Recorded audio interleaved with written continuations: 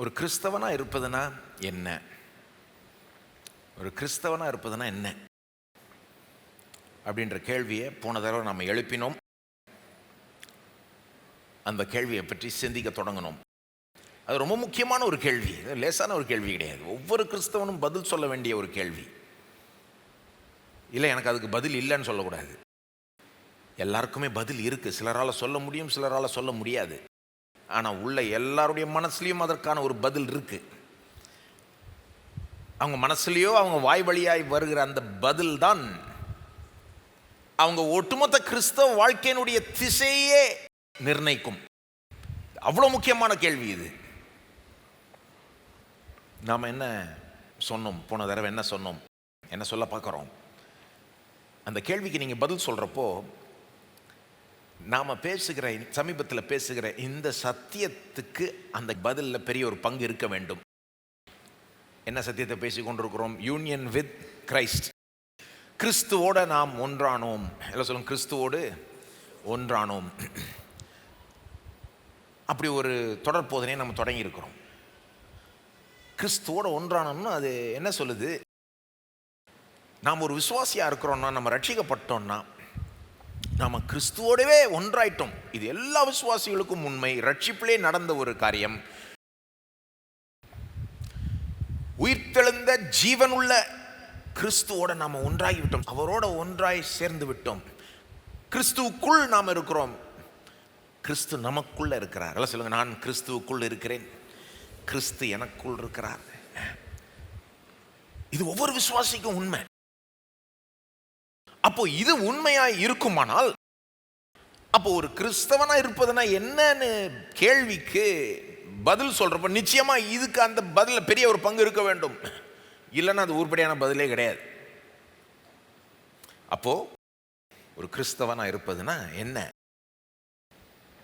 ஒரு கிறிஸ்தவனா இருப்பதுனா ஜீவனுள்ள இயேசு கிறிஸ்துவோட இணைக்கப்பட்டு இருப்பது, அவரோட ஒன்றாய் இருப்பது, அவர் எனக்குள்ளாக இருப்பது, நான் அவருக்குள்ளாக இருப்பது.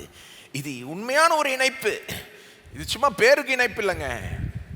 நான் வெறும் இயேசுவை நம்புறேன்றது மட்டும் இல்லைங்க, அவர் என்னை தம்மோட இணைச்சு கொண்டார்.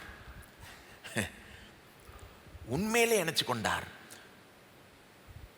என்ன மாதிரி இணைப்புன்னு கேட்டீங்கன்னா, ஒரு திருமணத்தில் உண்டாகிற இணைப்பை போல இது ஆவிக்குரிய விதத்தில். ஆவிக்குரிய இணைப்பு, மாம்சீக இணைப்பு கிடையாது. ஆவிக்குரிய இணைப்பு. கிறிஸ்துவுக்கும் எனக்கும் ஒரு ஆவிக்குரிய இணைப்பு. சொல்லப்போனால் மாம்சீக இணைப்பை விட ஆழமான ஒரு நெருக்கமான ஒரு இணைப்பு இது. திராட்சை செடிக்கும் கொடிக்கும் உள்ள ஒரு இணைப்பை போல வேதம் அப்படிலாம் போதிக்குது. ஒரு தலைக்கும் ஒரு சரீரத்துக்கும் இடையே இருக்கிற இணைப்பை போல ரொம்ப நெருக்கமான, அற்புதமான, வியக்கத்தக்க ஒரு உண்மையான ஒரு இணைப்பு. ஒவ்வொரு கிறிஸ்தவனுக்கும் இது இருக்கு. ஒவ்வொரு உண்மையான கிறிஸ்தவனுக்கும் இருக்குன்றதுனால ஒரு கிறிஸ்தவனா என்னன்றப்போ இது இல்லாமல் பதில் சொல்லவே முடியாது. ஒரு கிறிஸ்தவனா இருப்பதுனா என்ன? நம்ம கிறிஸ்தவ அடையாளத்தினுடைய மையமாய் இது இருக்க வேண்டும். ஆனா என்ன பிரச்சனை? நம்ம கிறிஸ்தவ அடையாளத்தின் மையமா வேற காரியங்கள் ஓட்டிக்கிட்டு இருக்கு. நிறைய பேர் தங்களை பற்றி அவங்க சிந்திக்கிறப்போ அவங்கள்ட்ட இந்த கேள்வியை கேட்டா அவங்க இப்படி பதில் சொல்ல மாட்டாங்க, வேற மாதிரி தான் சொல்லுவாங்க. ஏன்னா உண்மையிலே தாங்க யார், ஒரு கிறிஸ்தவனா தாங்க யாருன்னு அவங்க சிந்திக்கிறப்போ அவங்க மனசுக்கு வேற காரியங்கள் தான் மனசுக்கு வருது. ஒரு கிறிஸ்தவனா ஆகுவதுனா என்ன? ஒரு கிறிஸ்தவனா இருப்பதுனா என்ன? கிறிஸ்தவ வாழ்க்கையை வாழ்வதுனா என்ன? இந்த மாதிரி கேள்விகளுக்கெல்லாம் பதில் சொல்கிறப்போ அவங்க கம்ப்ளீட்டாக வேற மாதிரி சொல்கிறாங்க. அதுதான் போன தடவை நான் உங்களுக்கு சொல்ல ஆரம்பித்தேன். வேற மாதிரி பதில்கள் வரும். இதுக்கு என்ன மாதிரி பதில்கள்? போன தடவை நம்ம ஒரு பதிலை பார்த்தோம். அது அந்த ட்ரெடிஷ்னலிஸ்ட் ஆன்சர். சிலர்கிட்ட இந்த கேள்வி நீங்கள் கேட்டிங்கன்னா அவங்க எப்படி பதில் சொல்கிறாங்க?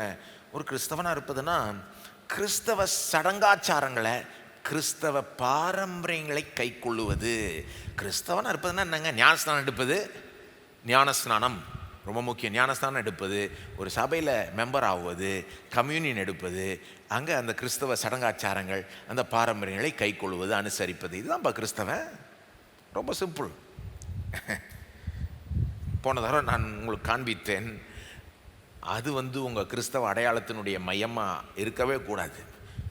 வெறும் நான் கிறிஸ்தவ சடங்குகள்லாம் அனுசரிச்சுக்கிறேன், அதெல்லாம் நான் கரெக்டாக கை கொண்டுடுறேன்றது உங்கள் மெயின் அடையாளமாக இருக்கக்கூடாது. நான் கிறிஸ்தவனாக இருப்பேன்னா என்னன்றதுல அது மெயின் பதிலாக இருக்கக்கூடாது.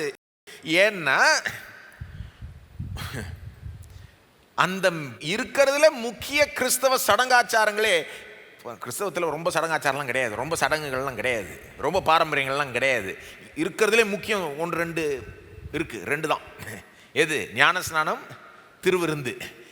அந்த இருக்கிறதுல முக்கிய சடங்குகளே கிறிஸ்துவோட நம்ம இணைக்கப்பட்டிருக்கிறோம் என்பதை காண்பிக்க தான் இருக்கு, அதை அடையாளப்படுத்துறதுக்கு தான் இதுவே இருக்குது. அப்போ ஞானஸ்நானம் முக்கியமா? ரொம்ப முக்கியம். கம்யூனியன் முக்கியமா? ரொம்ப முக்கியம். ஏன் முக்கியம்? ஏன்னா கிறிஸ்துவோட நம்ம இணைக்கப்பட்டிருக்கிறோம் என்பதை அது அடையாளப்படுத்தி காண்பிக்குது, அற்புதமாக அடையாளப்படுத்துது. எதுங்க அதிக முக்கியம்?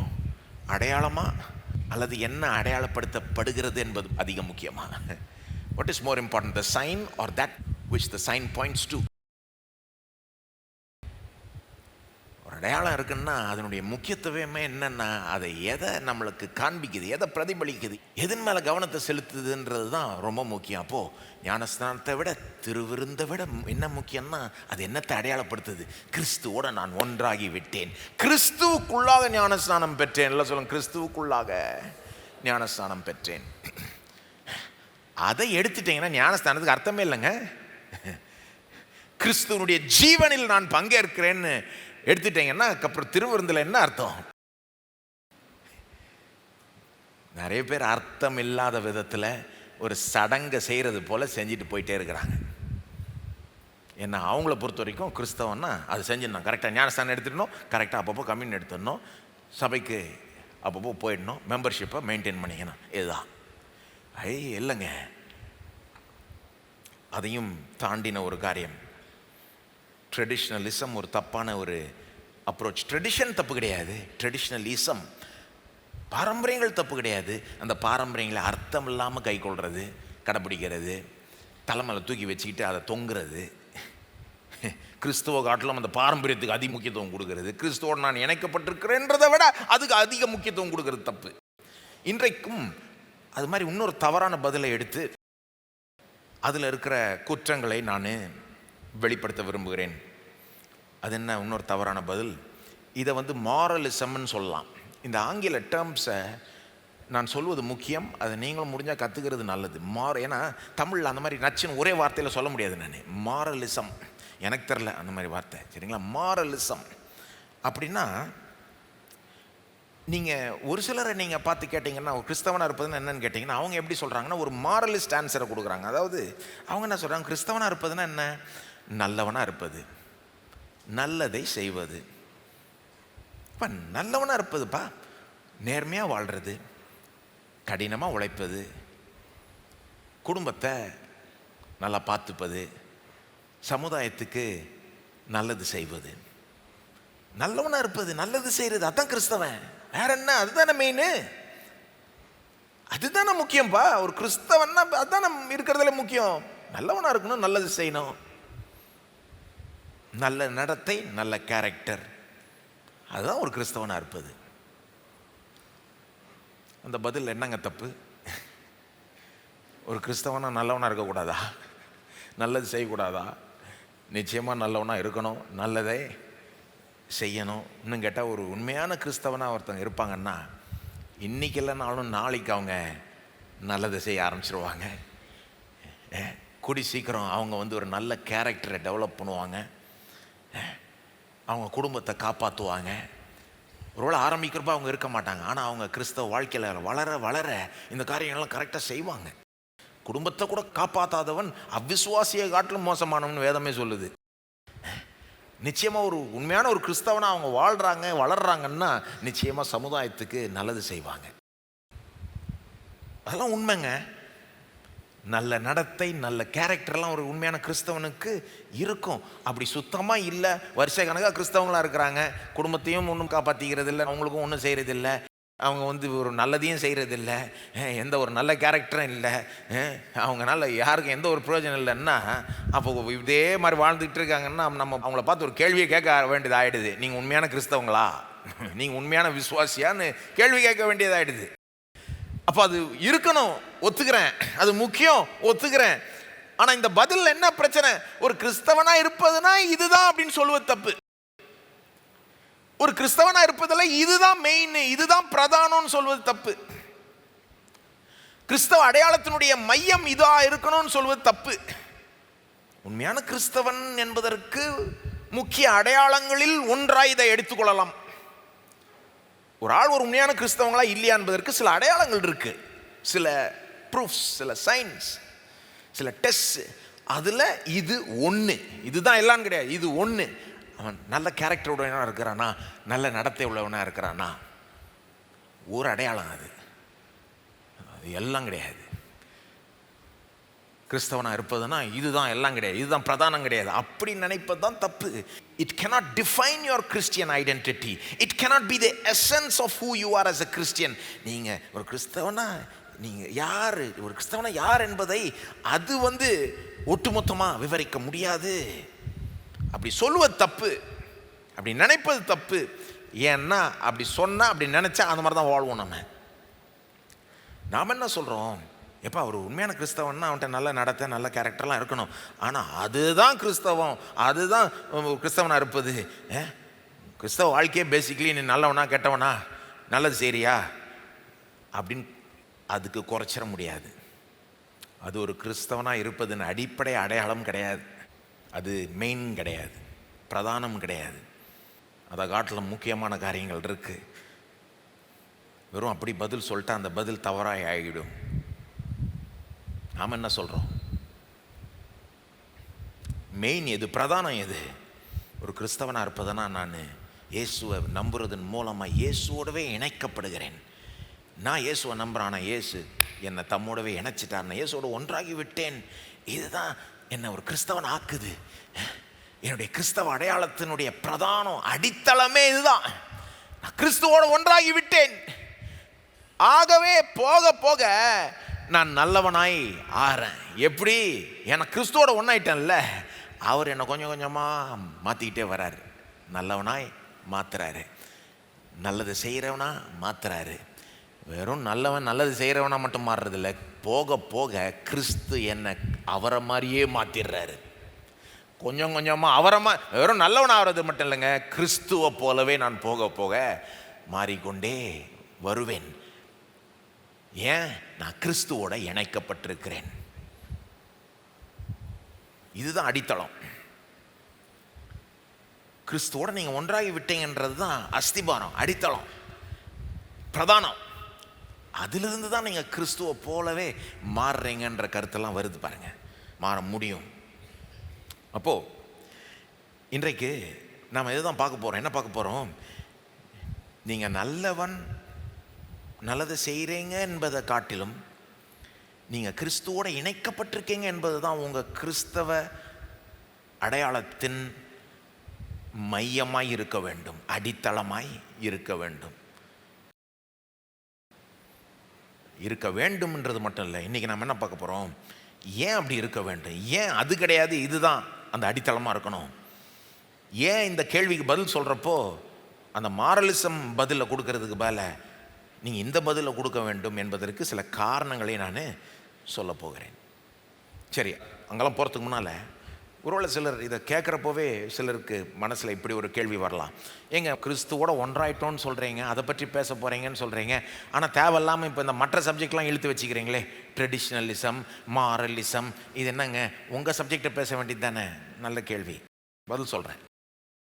ஏன் நான் இந்த மற்ற சப்ஜெக்ட் இழுக்க வேண்டியதாக இருக்குது? ஏன்னா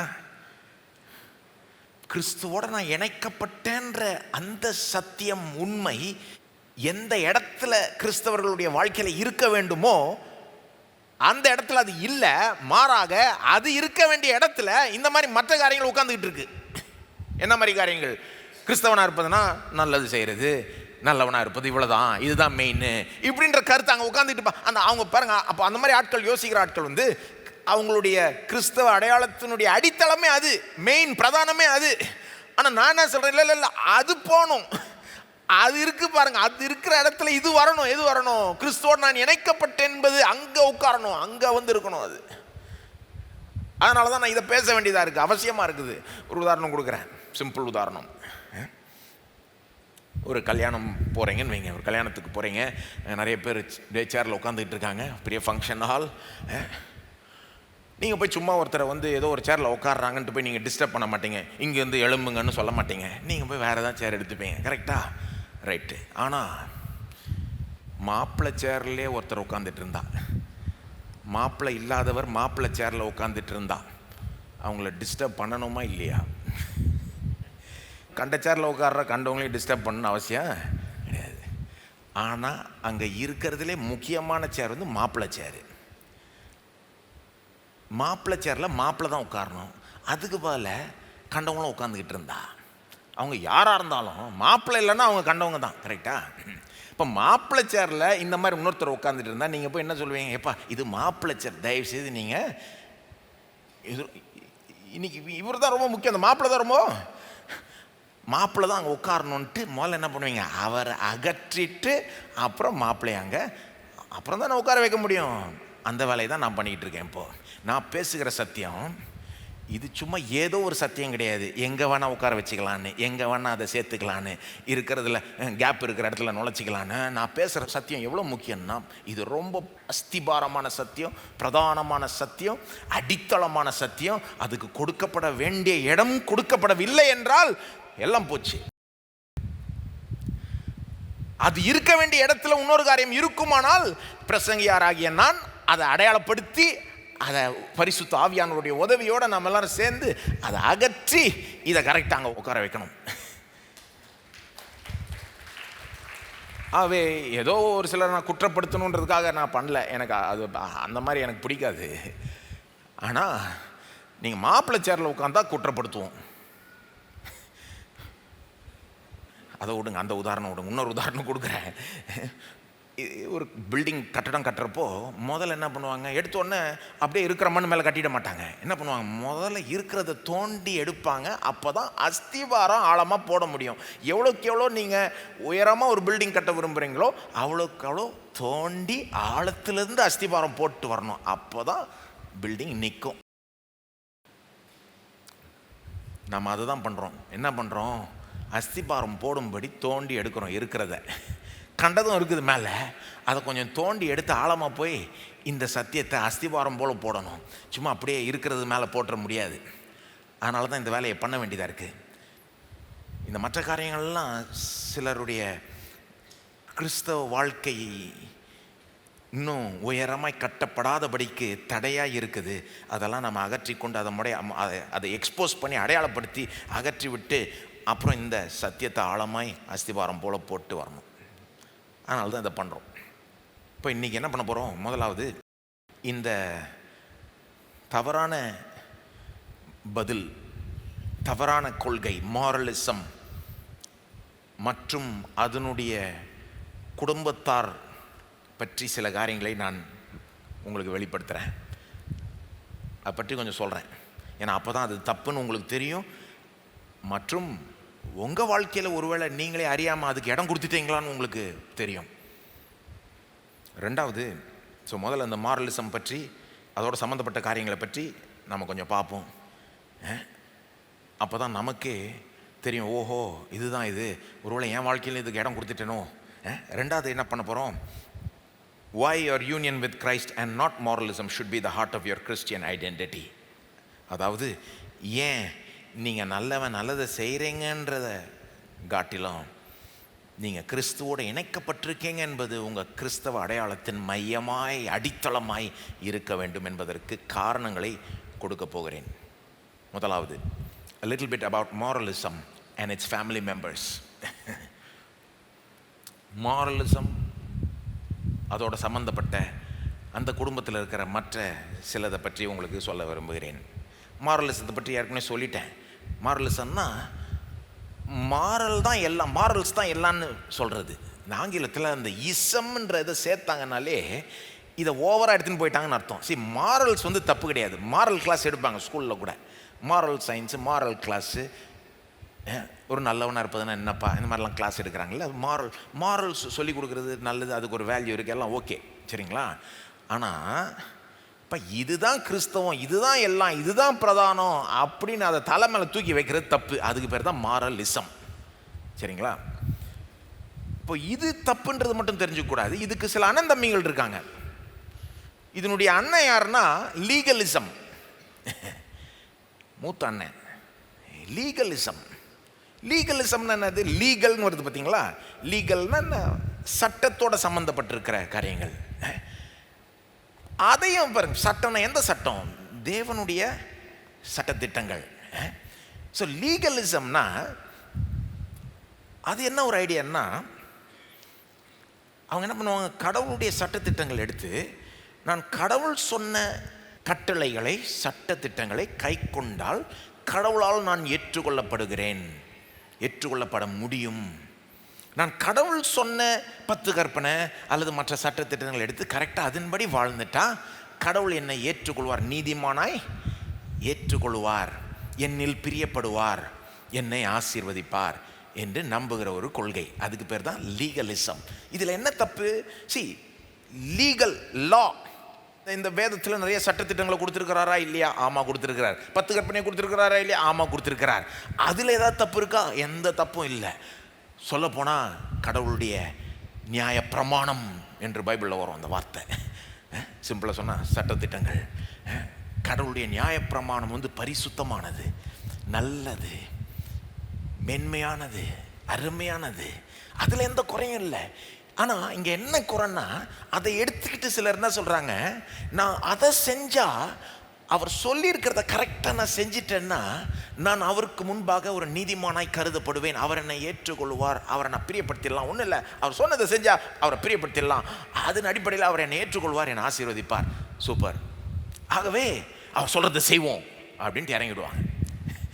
சொல்கிறத செய்கிறது தப்பு கிடையாது. ஆனால் அவங்க செய்கிற நோக்கம் என்னென்னா, இதை செஞ்சு அவருக்கு முன்பாக நீதிமான் ஆயிடலாம், அவருக்கு முன்பாக தகுதி பெற்றலாம், அவரால் ஏற்றுக்கொள்ளப்படலான்னு நினைக்கிறாங்க. பாருங்க, அதான் தப்பு. தேவனுடைய சட்டத்திட்டங்களில் தப்பு இல்லை, ஆனால் அவங்க அதை தலைமையில் தூக்கி வச்சு அதுவே என்னை ரட்சித்துறோன்னு நினைக்கிறாங்க. பாருங்க, அதுதான் தப்பு. லீகலிசம். இன்னொன்னையும் இதோட சேர்த்துக்கலாம். இந்த மாதிரி பேர் சொல்லி அடையாளப்படுத்துறது நல்லது. ஒரு விதத்தில் ஒரு தெளிவை கொண்டு வரும். மாரலிசம், லீகலிசம். இன்னொன்று டிரான்சாக்ஷனலிசம். இது அப்படின்னு என்ன அர்த்தம்? டிரான்சாக்ஷன், பரிமாற்றம். டிரான்சாக்ஷன்னா கொடுக்கல் வாங்கல். இப்போ நீங்கள் ஒரு கடைக்கு போகிறீங்க, 1000 ரூபா கொடுக்குறீங்க, 1000 ரூபா ஏற்ற பொருள் அவங்க கொடுக்குறாங்க. வாழ்க்கையை இப்படி தான் ஆப்ரேட் பண்ணுது. எதுவுமே நமக்கு ஃப்ரீயாக கிடைக்காது. நீங்கள் கொடுத்தா உங்களுக்கு கிடைக்கும், சும்மா ஒன்றும் கிடைக்காது. இந்த லெசனை நம்ம சீக்கிரத்தில் கற்றுக்கிறோம். ஓகே, வாழ்க்கை வாழ்கிறதுக்கு யூஸ்ஃபுல்லான லெசன், ரைட்டு. ஆனால் சிலர் என்ன பண்ணுறாங்க, கிறிஸ்தவங்களே சில நேரம் கடவுள்கிட்ட போகிறப்போவும் இதே புத்தியை வச்சுக்கிட்டு போகிறாங்க. நான் கொடுத்தா அவர் கொடுப்பார், நான் கொடுத்தா அவர்கிட்ட எனக்கு கிடைக்கும், நான் செஞ்சால் அவர் செய்வார், நான் செய்கிற அளவுக்கு அவர் செய்வார், எனக்கு அப்போ அவர்கிட்ட இது வேணும்னா நான் இவ்வளோ தரணும்.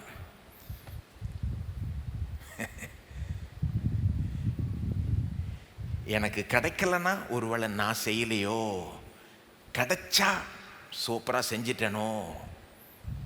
இதுக்கு பேர் தான் டிரான்சாக்ஷனலிசம். கடவுளுக்காக காரியங்களை செய்கிறது தப்பு கிடையாது, செய்யணும். கடவுளுக்கு நாம் கொடுப்பது பல விதத்தில், நம்ம நேரத்தையோ நம்முடைய பணத்தையோ நம்முடைய தாளந்துகளையோ எல்லாம் கொடுப்பது நல்லது. ஆனால் அவர்கிட்ட என்னத்தையோ பெறலான்பதற்காக நான் அதை கொடுக்குறேன்னா, அந்த ஒரு புத்தியோட போகிறேன்னா, ஐயோ அது பெரிய தப்பாயிடுமே. தப்பு தானேங்க? என்ன நினைக்கிறீங்க? நான் கொடுக்கறதுனால தான் அவர் கொடுக்குறாரா? ஏங்க, அவர் கொடுத்ததுனால தான் நான் கொடுக்குறேன், அவர் செஞ்சதுனால தான் நான் செய்யறேன். அதுதானங்க உண்மை. அவர் ஜீவனையும் சுவாசத்தையும் எல்லாத்தையும் கொடுத்தார். அவர் எல்லாம் ஒரு மூச்சு கூட விட முடியாது, எல்லாத்தையும் கொடுத்துட்டார். எவ்வளோ ஏராளம் தாராளமாக கொட்டி விட்டார் எனக்காக. இந்த பூமிக்குரிய ஆசீர்வாதங்களை எவ்வளோ பொதுவாக எவ்வளோ மக்களுக்கு கொடுத்துட்டார், எல்லாருக்கும் கொடுத்துட்டார். அது இல்லாமல் விசுவாசிகளுக்கு எவ்வளோ ஆசீர்வாதங்களை கிறிஸ்துவின் மூலமாய் ஆயத்தப்படுத்தி ரெடி பண்ணி வச்சுட்டார், எல்லாத்தையும் செஞ்சிட்டார். இதை நான் அறிய அறிய அவருக்காக செய்யணும், அவருக்காக கொடுக்கணுன்ற ஒரு மனப்பான்மை எனக்கு வருது. அதுதானங்க ரைட்டு. அதை போய் இப்படி திருப்பி போட்டு நான் கொடுத்தா அவர் கொடுப்பாரு, நான் கொடுக்குற அளவுக்கு அவர் கொடுப்பாரு, நான் செய்கிற அளவுக்கு எத்தனை கிறிஸ்தவங்க சில நேரம் அந்த மாதிரி ஒரு மோடில் போயிடுறாங்க. கடவுள்கிட்ட போகிறப்போ இந்த கடைக்கு போகிற புத்தியோடு போகிறாங்க. உண்மைதானங்க? என்னங்க, சில நேரம் நானே அந்த மாதிரி செஞ்சுருக்கேன். சில நேரம் நானே அந்த மாதிரி யோசித்திருக்கேன். எப்படி எனக்கு தெரியும்னா, சில நேரம் நான் எதிர்பார்த்தது கிடைக்காதப்போ நான் எப்படி என் மைண்டு சொல்லுது, என் புத்தி எப்படி வேலை செய்யுதுன்னா, ஒருவேளை நான் கரெக்டாக செய்யலையோ, அதனால்தான்.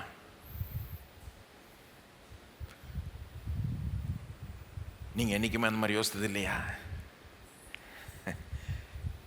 அது என்ன வெளிப்படுத்துதுன்னா, சில நேரம் நமக்கு அறியாமல் இந்த ஒரு புத்தி உள்ளே வந்துருச்சு. அப்படியே லேசாக அப்படியே பின் கதவு வழியாக நுழைஞ்சிருச்சு. இது எல்லாமே இது ஏன் நான் ஒன்றா சேர்த்து கோத்து சொல்கிறேன்னா, மாரலிசம், லீகலிசம், டிரான்சாக்ஷனலிசம். நல்லவனாக இருப்பது, நல்லது செய்கிறது தான் கிறிஸ்தவன். மாரலிசம், லீகலிசம் நான் தேவனுடைய சட்டத்திட்டங்களின்படி செஞ்சால் அவர் என்னை நீதிமானாக ஏற்றுக்கொள்வார், அவர் என்னில் பிரியப்படுவார், அவ்வளோதான். அதுதான் அவர்கிட்ட போகிறதுக்கு வழி. அதுதான் லீகலிசம். டிரான்சாக்ஷனலிசம் அவர்கிட்ட கொடுத்தா அவர் கொடுப்பார், கொடுக்குற அளவுக்கு அவர் கொடுப்பார். இந்த மூணுமே ஏன் ஒன்றா சொன்னேன்னா, இதில் ஒன்று இருந்ததுன்னா கூடி சீக்கிரம் அந்த ரெண்டும் அப்படியே தலை காமிக்கும். ஒன்று உள்ள விட்டுட்டிங்கன்னா, ஏன்னா அது அண்ணன் தம்பிங்கல்ல, ஒன்று இன்னொன்று விட்டுரும். உள்ள ஜாக்கிரதையாக இருக்கணும். நம்ம ஏற்கனவே விட்டுட்டோமோ லேசா, ஒருவேளை அதுக்கு முக்கிய இடம் கொடுத்துட்டோமோ. சில நேரம் நாம் இந்த மாதிரி காரியங்களுக்கு முக்கிய இடத்தை கொடுப்பதுனாலேயே நம்ம முன்னேற்றம் தடைப்படுகிறது. ஒருவேளை இது எல்லாருக்கும் பொருந்தாமல் இருக்கலாம், ஆனால் நிச்சயமாக சிலருக்கு பொருந்தும். நிறைய கிறிஸ்தவர்களுடைய முன்னேற்றத்துக்கு தடையாக இருக்கிற காரணம் என்ன தெரியுமா? எனக்கு தகுதி இல்லை, நான் கரெக்டாக செய்யலை, கடவுள் சொன்னதை கரெக்டாக செய்யலை, ஆகவே கடவுள் என்னை ஆசீர்வதிக்க மாட்டார் அப்படின்னு நிறைய பேர் நம்புகிறாங்க.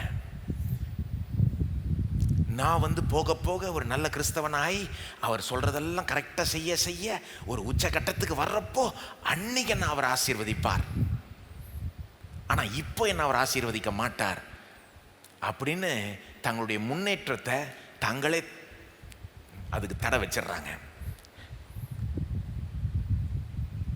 இதுக்கெல்லாம் பதில் என்னங்க? நான் கிறிஸ்துவுக்குள் இருக்கிறேன். எல்லாம் சொல்லுங்க, நான் கிறிஸ்துவுக்குள் இருக்கிறேன், கிறிஸ்துவோட இணைக்கப்பட்டேன்.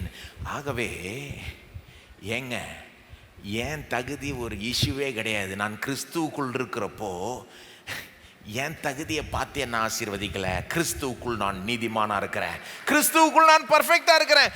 தனியா பார்த்தா எனக்கு தகுதியே இல்லை. உண்மைதாங்க. தனியா பார்த்தா நான் சொல்றேன் கேளுங்க, ஒரு விசுவாசி கூட, ஒரு முதிர்ச்சி அடைந்த விசுவாசி கூட, 40 வருஷமா உச்சகட்ட கிறிஸ்தவ வாழ்க்கையை வாழ்ற விசுவாசி கூட, அவங்கள கிறிஸ்துவுக்கு வெளியே நீங்க பார்த்தீங்கன்னா, கிறிஸ்துவுக்கு அப்பாற்பட்டு அவங்கள கருதுனீங்கன்னா, அவங்களுக்கு எந்த தகுதியும் இல்லைங்க. கடவுளுக்கு முன்பாக எந்த தகுதியும் இல்லை. ஆனால் ஒரு விசுவாசி எப்போவுமே கிறிஸ்துவுக்குள்ளே தான் இருக்கிறான். தேவன் நம்மளை எப்பொழுதும் கிறிஸ்துவுக்குள்ளே தான் பார்க்குறாரு. ஒரு தடவை கூட தேவன் நம்மளை கிறிஸ்துவ அப்பாற்பட்டு நம்மளை பார்க்குறதே கிடையாது. பிரச்சனை என்னன்னா, நாம தான் நம்ம அப்படி பார்க்குறோம்.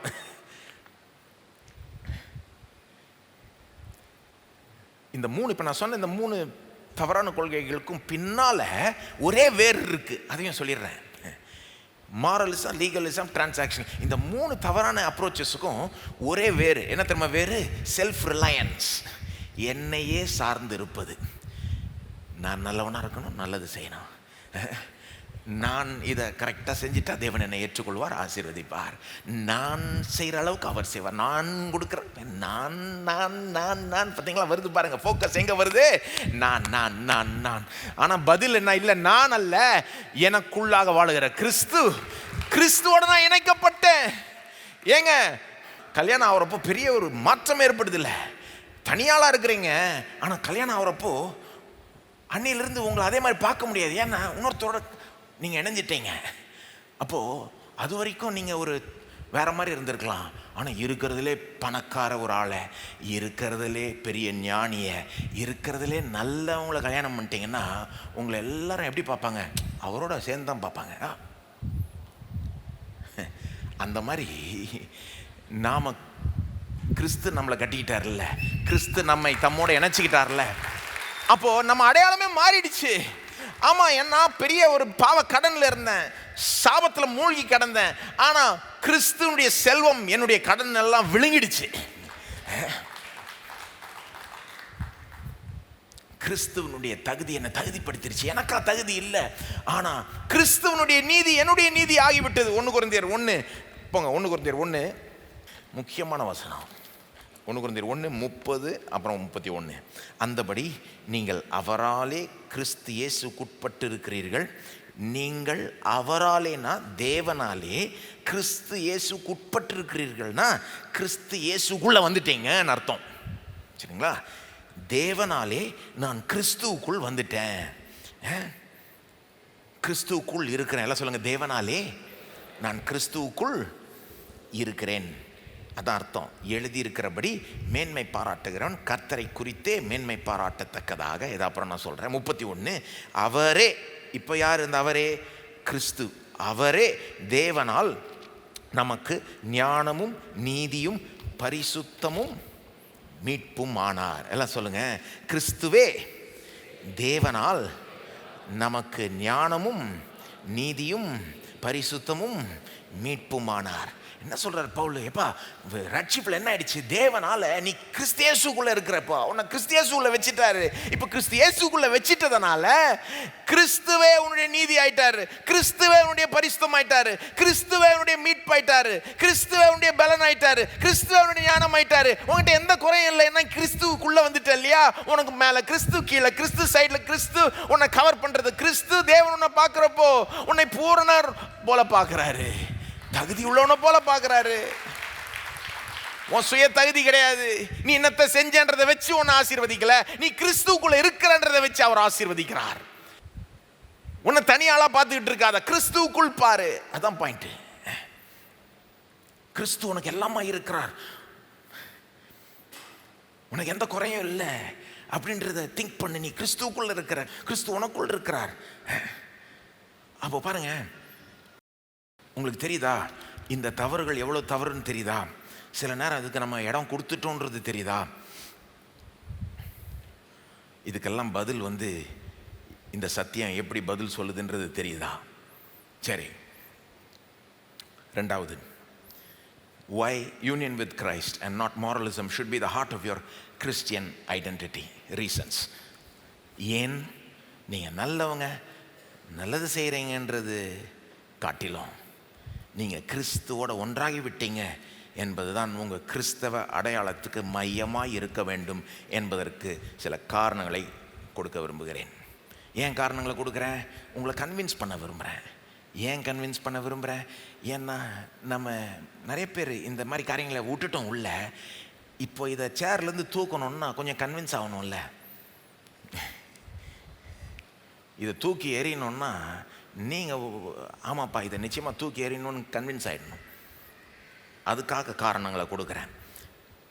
ஏன்னா இந்த மாரலிசம், லீகலிசம், டிரான்சாக்ஷனலிசனை வச்சுக்கிட்டே கிறிஸ்துக்குள் இருக்கிறன்றதையும் அதுக்கு மேலே சேர்த்துக்கிட்டேன்னா அதெல்லாம் கரெக்டாக ஒர்க் அவுட் ஆகாது. இதெல்லாம் தூக்கி எறிஞ்சிட்டு இந்த சத்தியத்துக்கு கொடுக்க வேண்டிய இடத்த கொடுக்கணும். ஏன்? காரணங்கள். நம்பர் 1, இந்த மாரலிசம் மற்றும் அதனுடைய அனந்தம்பிங்க சுவிசேஷத்தையும் சரி, ரட்சிப்பையும் சரி, கிறிஸ்தவ வாழ்க்கையும் சரி, எல்லாத்தையுமே தப்பா புரிஞ்சுக்குது. அதான் காரணம் 1. இந்த தவறான கொள்கை, தவறான அப்ரோச் இருக்கு, இந்த மாரலிசம் சொல்றோமே, இது சுவிசேஷத்தை தப்பா புரிஞ்சுக்குது. அப்படின்னா என்ன? அவங்கள பொறுத்த வரைக்கும் சுவிசேஷம் என்ன? சுவிசேஷம்னா நற்செய்தி, இயேசுவை குறித்த செய்தி. அதை தான் நம்ம கிறிஸ்தவத்தில் சுவிசேஷம் சொல்றோம், நல்ல செய்தி. அப்போ கிறிஸ்தவத்துக்கே அடிப்படையா ஒரு செய்தி இருக்கு, அதுக்கு தான் பேரு சுவிசேஷம். அந்த செய்தி தான் அடிப்படை, அதோட கனெக்டட் தான் எல்லாம் செய்தியும். சரிங்களா? அப்போ இந்த மாரலிஸ்ட பொறுத்த வரைக்கும் சுவிசேஷம் என்ன, நற்செய்தி என்ன? அவங்க என்ன திரும்ப சுவிசேஷம் கேட்டிருக்காங்கன்னு நினைக்கிறேன். இயேசு கிறிஸ்து எவ்வளோ அருமையா வாழ்ந்தாருன்னு பாரு, எவ்வளோ ஒழுக்கத்தோடு வாழ்ந்தாருன்னு பாரு, எவ்வளோ பரிசுத்தமாக இருந்தாருன்னு பாரு, எவ்வளோ சூப்பராக வாழ்ந்தாருன்னு பாரு. அவரை மாதிரியே நாம் எல்லாருமே இருக்க வேண்டும். இதுதான் அவங்கள பொறுத்த வரைக்கும் நற்செய்தி. இது அவங்கள பொறுத்த வரைக்கும் நற்செய்தி. சுவிசேஷம் என்ன? அவங்க தப்பாக புரிஞ்சுக்கிறாங்க பாருங்க, சுவிசேஷத்தை தப்பாக கேட்டு வச்சிருக்காங்க. அவங்கள பொறுத்த சுவிசேஷம் என்ன? இயேசு வந்து சூப்பராக வாழ்ந்தார், அருமையாக வாழ்ந்தார், பரிசுத்தமாக வாழ்ந்தார், பர்ஃபெக்டாக வாழ்ந்தார், அன்போடு எல்லாரையும் நடத்தினார். அவரை பாருங்கள், நாம் எல்லாருமே அவரை மாதிரியே இருக்கணும், அவரையே காப்பி பண்ணணும். ஆகவே நாம் எல்லாரும் என்ன பண்ணணும், ஒரு முடிவெடுத்து இயேசுவை போல் நான் இருக்க போகிறேன், அவர்கிட்டருந்து நம்முடைய மாரல்ஸை நம்ம கற்றுக்கிட்டு அவரை போல் நாம் இருப்போம். இயேசு தான் நமக்கு முன்மாதிரி. இதுதான் அவங்களுடைய சுவிசேஷம். Christ is our example. Jesus lived a beautiful life, moral life, holy life, and he is our example. Let us copy him. இதுதான் அவங்களுடைய சுவிசேஷம். இயேசு வந்து நமக்கு முன்மாதிரியாய் நம்ம எடுத்துக்கொள்ள வேண்டும். அவரை போல் எல்லா விதத்திலையும் நம்ம காரியங்களை செய்ய ஆரம்பிக்கணும். நடத்தையும் கேரக்டரையும் அவரை போல் நம்ம மாற்றிக்கணும். இதுக்கு வந்து ஒன்றும் இல்லை, நாம் ஒரு நல்ல முடிவு எடுத்து தீர்மானம் எடுத்தா பண்ணிடலான்ற மாதிரி. அதுதான் அவங்க அப்ரோச். சில சபைகள்லேயும் அந்த மாதிரி போதிக்கப்படுது. பைபிளை வந்து ஒரு மாரல் லெசனாக மாற்றிடுவாங்க. பைபிளில் இருக்கிற எல்லா கதையிலிருந்து நல்ல மாரல்ஸ் எடுத்துப்பாங்க. எப்போ பாரு, இங்கே பாரு, ஆபிரகாம் எப்படி செஞ்சார், தாவீது எப்படி செஞ்சார், இவங்க எப்படி செஞ்சார் பாருங்க, இவங்க எப்படி இருந்தாங்க, இவங்கள்ட்ட இருக்க நல்லதை நாமளும் எடுத்து அப்படியே பின்பற்றிப்போம். அவங்களெல்லாம் விட இயேசு பர்ஃபெக்டாக இருந்தார், அவர்கிட்ட எந்த குறையும் இல்லை, அவரை மாதிரியும் நாம் இருக்க வேண்டும். இதுதான் கிறிஸ்தவ பிரசங்கமா? இதுதான் நற்செய்தியா?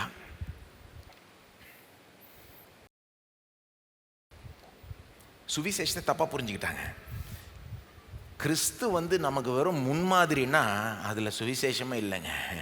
கிறிஸ்து சூப்பராக வாழ்ந்தார், நாம் எல்லோரும் சேர்ந்து முடிவெடுத்து அவரை போல் இருப்போம் இப்படின்னு மட்டும் விட்டுட்டா இதுதான் கிறிஸ்தவ செய்தினா அவ்வளோதாங்க. ஏன்னா நாம் அடித்து போட்டாலும் கிறிஸ்துவ மாதிரி வாழ முடியாது. நம்ம சுய பலத்தால், ஒரு வெறும் சுய வில் பவரால், ஒரு சுய டிட்டர்மினேஷனால் நாம் வந்து கிறிஸ்துவ போல செய்ய முடியாது, இருக்க முடியாது, நல்லவனாக இருக்க முடியாது, நல்லது செய்ய முடியாது. ஏன்னா நமக்குள்ள பாவம்னு ஒன்று இருக்குது, ஊறி போயிருக்கு, நம்மளை கெடுத்து வச்சிருக்கு, சுவாபத்தையே கெடுத்து வச்சிருக்கு. பிறக்கிறப்பவே பாவியாக பிறந்துட்டோம் வேதம் சொல்லுது. வளர்றப்போ அந்த பாவத்தை வெளிப்படுத்தவும் செஞ்சிட்டோம். நாம் வந்து இயேசுவை போல வாழ முடியாது, அவர் வேற, நாம் வேற. அப்போ வெறும் கிறிஸ்து சூப்பராக வாழ்ந்தாரு, நீனும் அவரை மாதிரி வாழு, நம்ம இந்த அவர் மாரல்ஸ் எல்லாம் அவர்கிட்ட இருந்து கற்றுக்கலாம், எப்படி நல்லா இருக்கணும்னு அவர்கிட்ட இருந்து கற்றுக்கலான்னு சொல்கிறது வந்து அது ஒரு சுவிசேஷமே கிடையாதுங்க.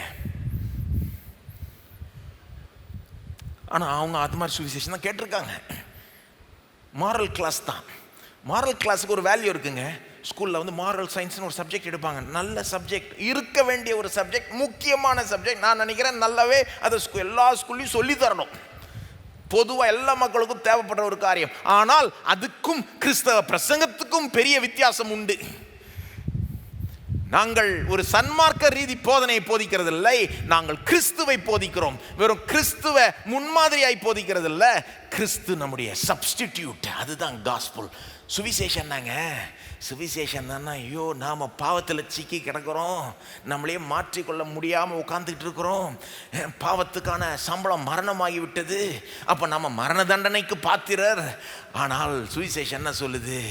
இதெல்லாம் இருக்கிறப்போ தேவனை என்ன பண்ணிட்டாரு? நம்மளை ரட்சிக்கும்படி வானத்திலிருந்து பூமி வரைக்கும் வந்து மனுஷனாவே இந்த உலகத்தில் நாம் வாழ வேண்டிய பாவமற்ற பர்ஃபெக்ட் லைஃப்பை வாழ்ந்து நாம மரிக்க வேண்டிய மரணத்தை அவர் மரித்து உயிர் தெழுந்து, இப்போ நான் அவரை நம்பும் போது எனக்காக வாழ்ந்தார், என் பாவத்துக்காக மரிச்சார் என்று நான் நம்பும் போது உயிர் தெழுந்த ஆண்டவரை இயேசுவே என்னோட தம்மையை இணைச்சிக்கிறாரு. இணைப்பதன் மூலமாய், என்னோட அவர் ஜாயின் பண்ணிப்பதன் மூலமாய் அவருடையது எல்லாமே என்னுடையது ஆகிவிடுகிறது. அவருடைய நீதி என்னுடையது ஆகிவிடுகிறது. அவருடைய பரிசுத்தம் என்னுடையது ஆகிவிடுகிறது. இனி நான் பாவி அல்ல, நான் நீதிமான், நான் எங்கேயோ இல்லை, யாரோவா இல்லை, தேவனுடைய பிள்ளையா இருக்கிறேன். இது எப்படி வித்தியாசமா இருக்கு பாருங்க.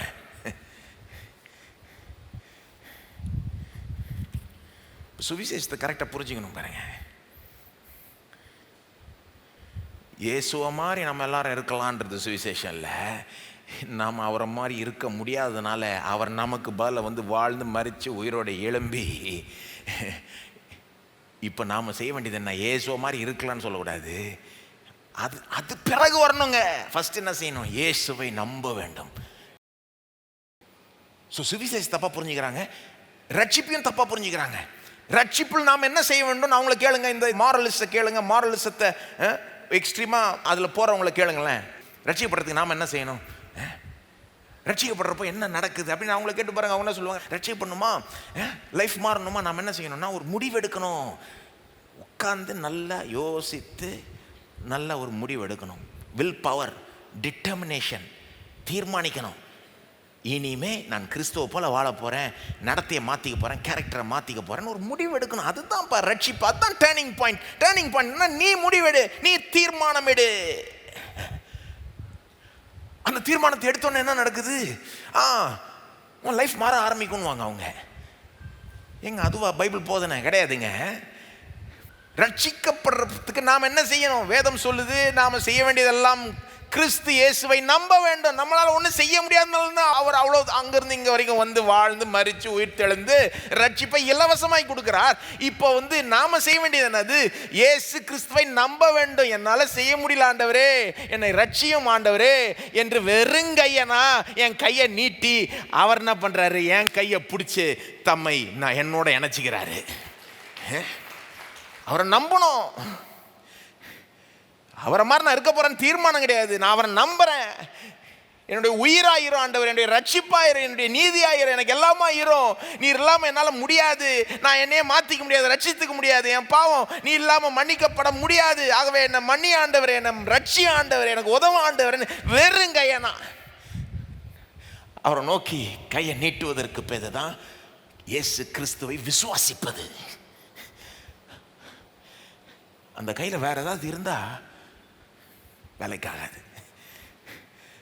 அவர்கிட்ட போகிறப்போ வெறுங்காயினா போனோம். என்னுடைய நீதி, என்னுடைய தகுதி இதெல்லாம் தூக்கி போட்டுட்டு, ஆண்டவரே நீர் இல்லாமல் நான் ஒன்றுமே கிடையாது, என்னை ரட்சியம் அப்படின்னு கை நீட்டுறப்போ அதுதான் விசுவாசம். அதுதான் அவர் நம்மகிட்ட எதிர்பார்க்குறாரு. அவர் எல்லாத்தையும் நமக்காக செஞ்சு முடிச்சிட்டாரு. அவரை விசுவாசிக்கிறப்போ அவர் என்ன பண்ணுறாரு? நம்மளோட ஜாயின் பண்ணிக்கிறார். படார்னு நாம் செய்ய வேண்டியது விசுவாசம், அவர் செய்கிறது யூனியன். தம்மை நம்மோட இணைச்சிக்கிறார்.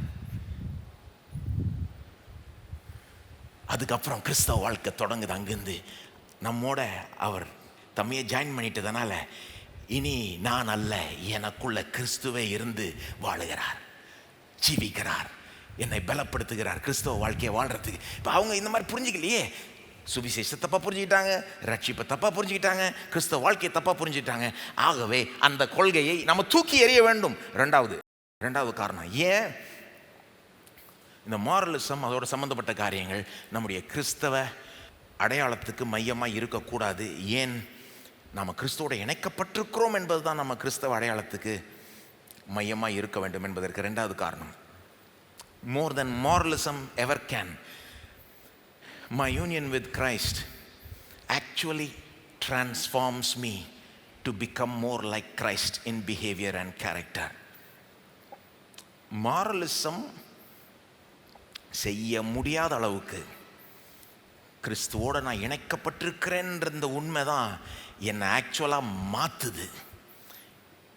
என்னை கிறிஸ்துவ போலவே நடத்தை உள்ளவனா, கேரக்டருடையவனா மாற்றுது. பாருங்கள், இந்த மாரலிசம், இந்த லீகலிசம், இது பாருங்கள், இது ரெண்டு விதமாக நீங்கள் எடுத்துக்கலாம். பாருங்கள், இதில் எக்ஸ்ட்ரீமாக போகிறவங்க இருக்கிறாங்க. மாரலிசம், லீகலிசம், இந்த ஒரு கொடுக்கல் வாங்கல் புத்தி கடவுள்கிட்ட போகிறப்போ, இதில் எக்ஸ்ட்ரீமாக இருக்கிறவங்க, ரொம்ப நான் சொல்கிறேன் உச்சக்கட்ட எக்ஸ்ட்ரீமில் இருக்கிறவங்க, அவங்க பலர் ரட்சிக்கப்பட்டதே கிடையாது. உண்மையான ரட்சிப்பை அவங்க அனுபவிச்சிருக்காங்களே நம்ம கேள்வி எழுப்ப வேண்டியதாக இருக்குது. இதில் எக்ஸ்ட்ரீமாக இருக்கவங்க, சரிங்களா? ஏன்னா அவங்க என்றைக்குமே கிறிஸ்துவிட்ட இந்த மாதிரி வெறுங்கையான போனதில்லை. எப்போவுமே நான் இதை செஞ்சேன், அதை செஞ்சேன், என் தகுதி அது இதுன்னு வச்சுக்கிட்டு போவாங்க. ஆகவே அதில் எக்ஸ்ட்ரீமாக இருக்கிறவர்கள் ரட்சிக்கப்படவே இல்லை. சில நேரம் வருத்தப்படக்கூடிய காரியம். சில நேரம் சபைகளில் இருப்பாங்க, ஆனால் அவங்க ரட்சிக்கப்படல. உண்மையான கிறிஸ்தவம் கிடையாது, பேரில் கிறிஸ்தவன். சில நேரம் ஞானஸ்தானம்லாம் கூட எடுத்திருப்பாங்க, ஆனால் அவங்க ரட்சிக்கப்படல. அது ஒரு எக்ஸ்ட்ரீம், சரிங்களா? பட் நான் சொன்ன மாதிரி நம்ம யார் வேணா அதை லேசாக நமக்குள்ள அப்படியே நுழைய விட்டுறலாம்.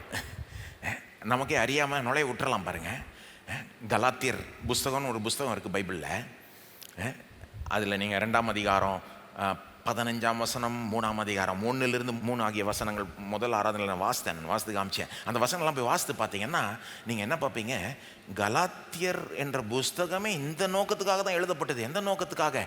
பவுல் கேள்விப்படுறாரு, இந்த கலாத்தியர் சபைக்குள்ள இந்த மாதிரி தவறான கருத்து போதனை பூந்துருச்சு, இதை தூக்கி எறியணும்னு சொல்லி தான் அவர் எழுதுறாரு. அதனால தான் கலாத்தியர் என்ற புஸ்தகமே புதிய ஏற்பாட்டில் இருக்கு. இந்த மாரலிசம், லீகலிசம், டிரான்சாக்ஷனலிசம் தூக்கி எறின்றார். இதுக்கு இடம் கொடுக்காத, எப்படி நீ இடம் கொடுத்த அப்படின்னு சொல்றாரு பாருங்க. என்ன சுவிசேஷத்தை கேட்டுக்கிட்டு இருக்க அப்படின்றாரு அவங்கள்ட்ட எழுதுறப்போ. அப்போ என்ன காண்பிக்குதுன்னா, ஒரு உண்மையான ஒரு புதிய ஏற்பாடு சபை, உண்மையான விசுவாசிகள் இருக்கிறப்போ கூட இந்த மாதிரி காரியங்கள் பின் கதவு வழியா பூந்துட முடியும், சாத்தியம். அதுக்கு பல காரணங்கள் இருக்கு. ஒன்று என்னன்னா, நம்ம புத்தியே சும்மா விட்டா அப்படிதான் சாயம். எப்படி சாயம்? நான் நல்லவனா இருக்கிறதுல தான் விஷயம். புத்தி அந்த மாதிரி சாஞ்சிரும். அதனால தான் தொடர்ந்து இந்த போதனைகளை கேட்டுக்கிட்டே இருக்கணும் பாருங்க. அப்போ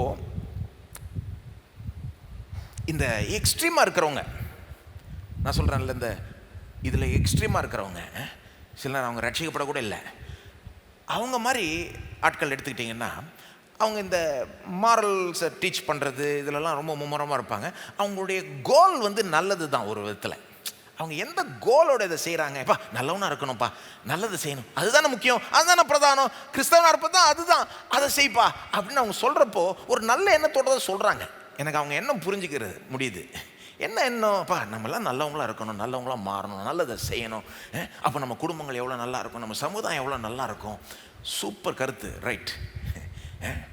சூப்பர் கோல் ரைட். அவங்களுடைய நோக்கம் நல்லா இருக்குன்னு நீங்கள் சொல்லலாம். என்ன பிரச்சனைன்னா, அவங்க நோக்கத்தை அவங்க நிறைவேற்றவே முடியாது அவங்க வழியில் போனால். வெறும் மாரல்ஸை டீச் பண்ணி ஒருத்தரை மாரல் ஆக்கிட முடியாது.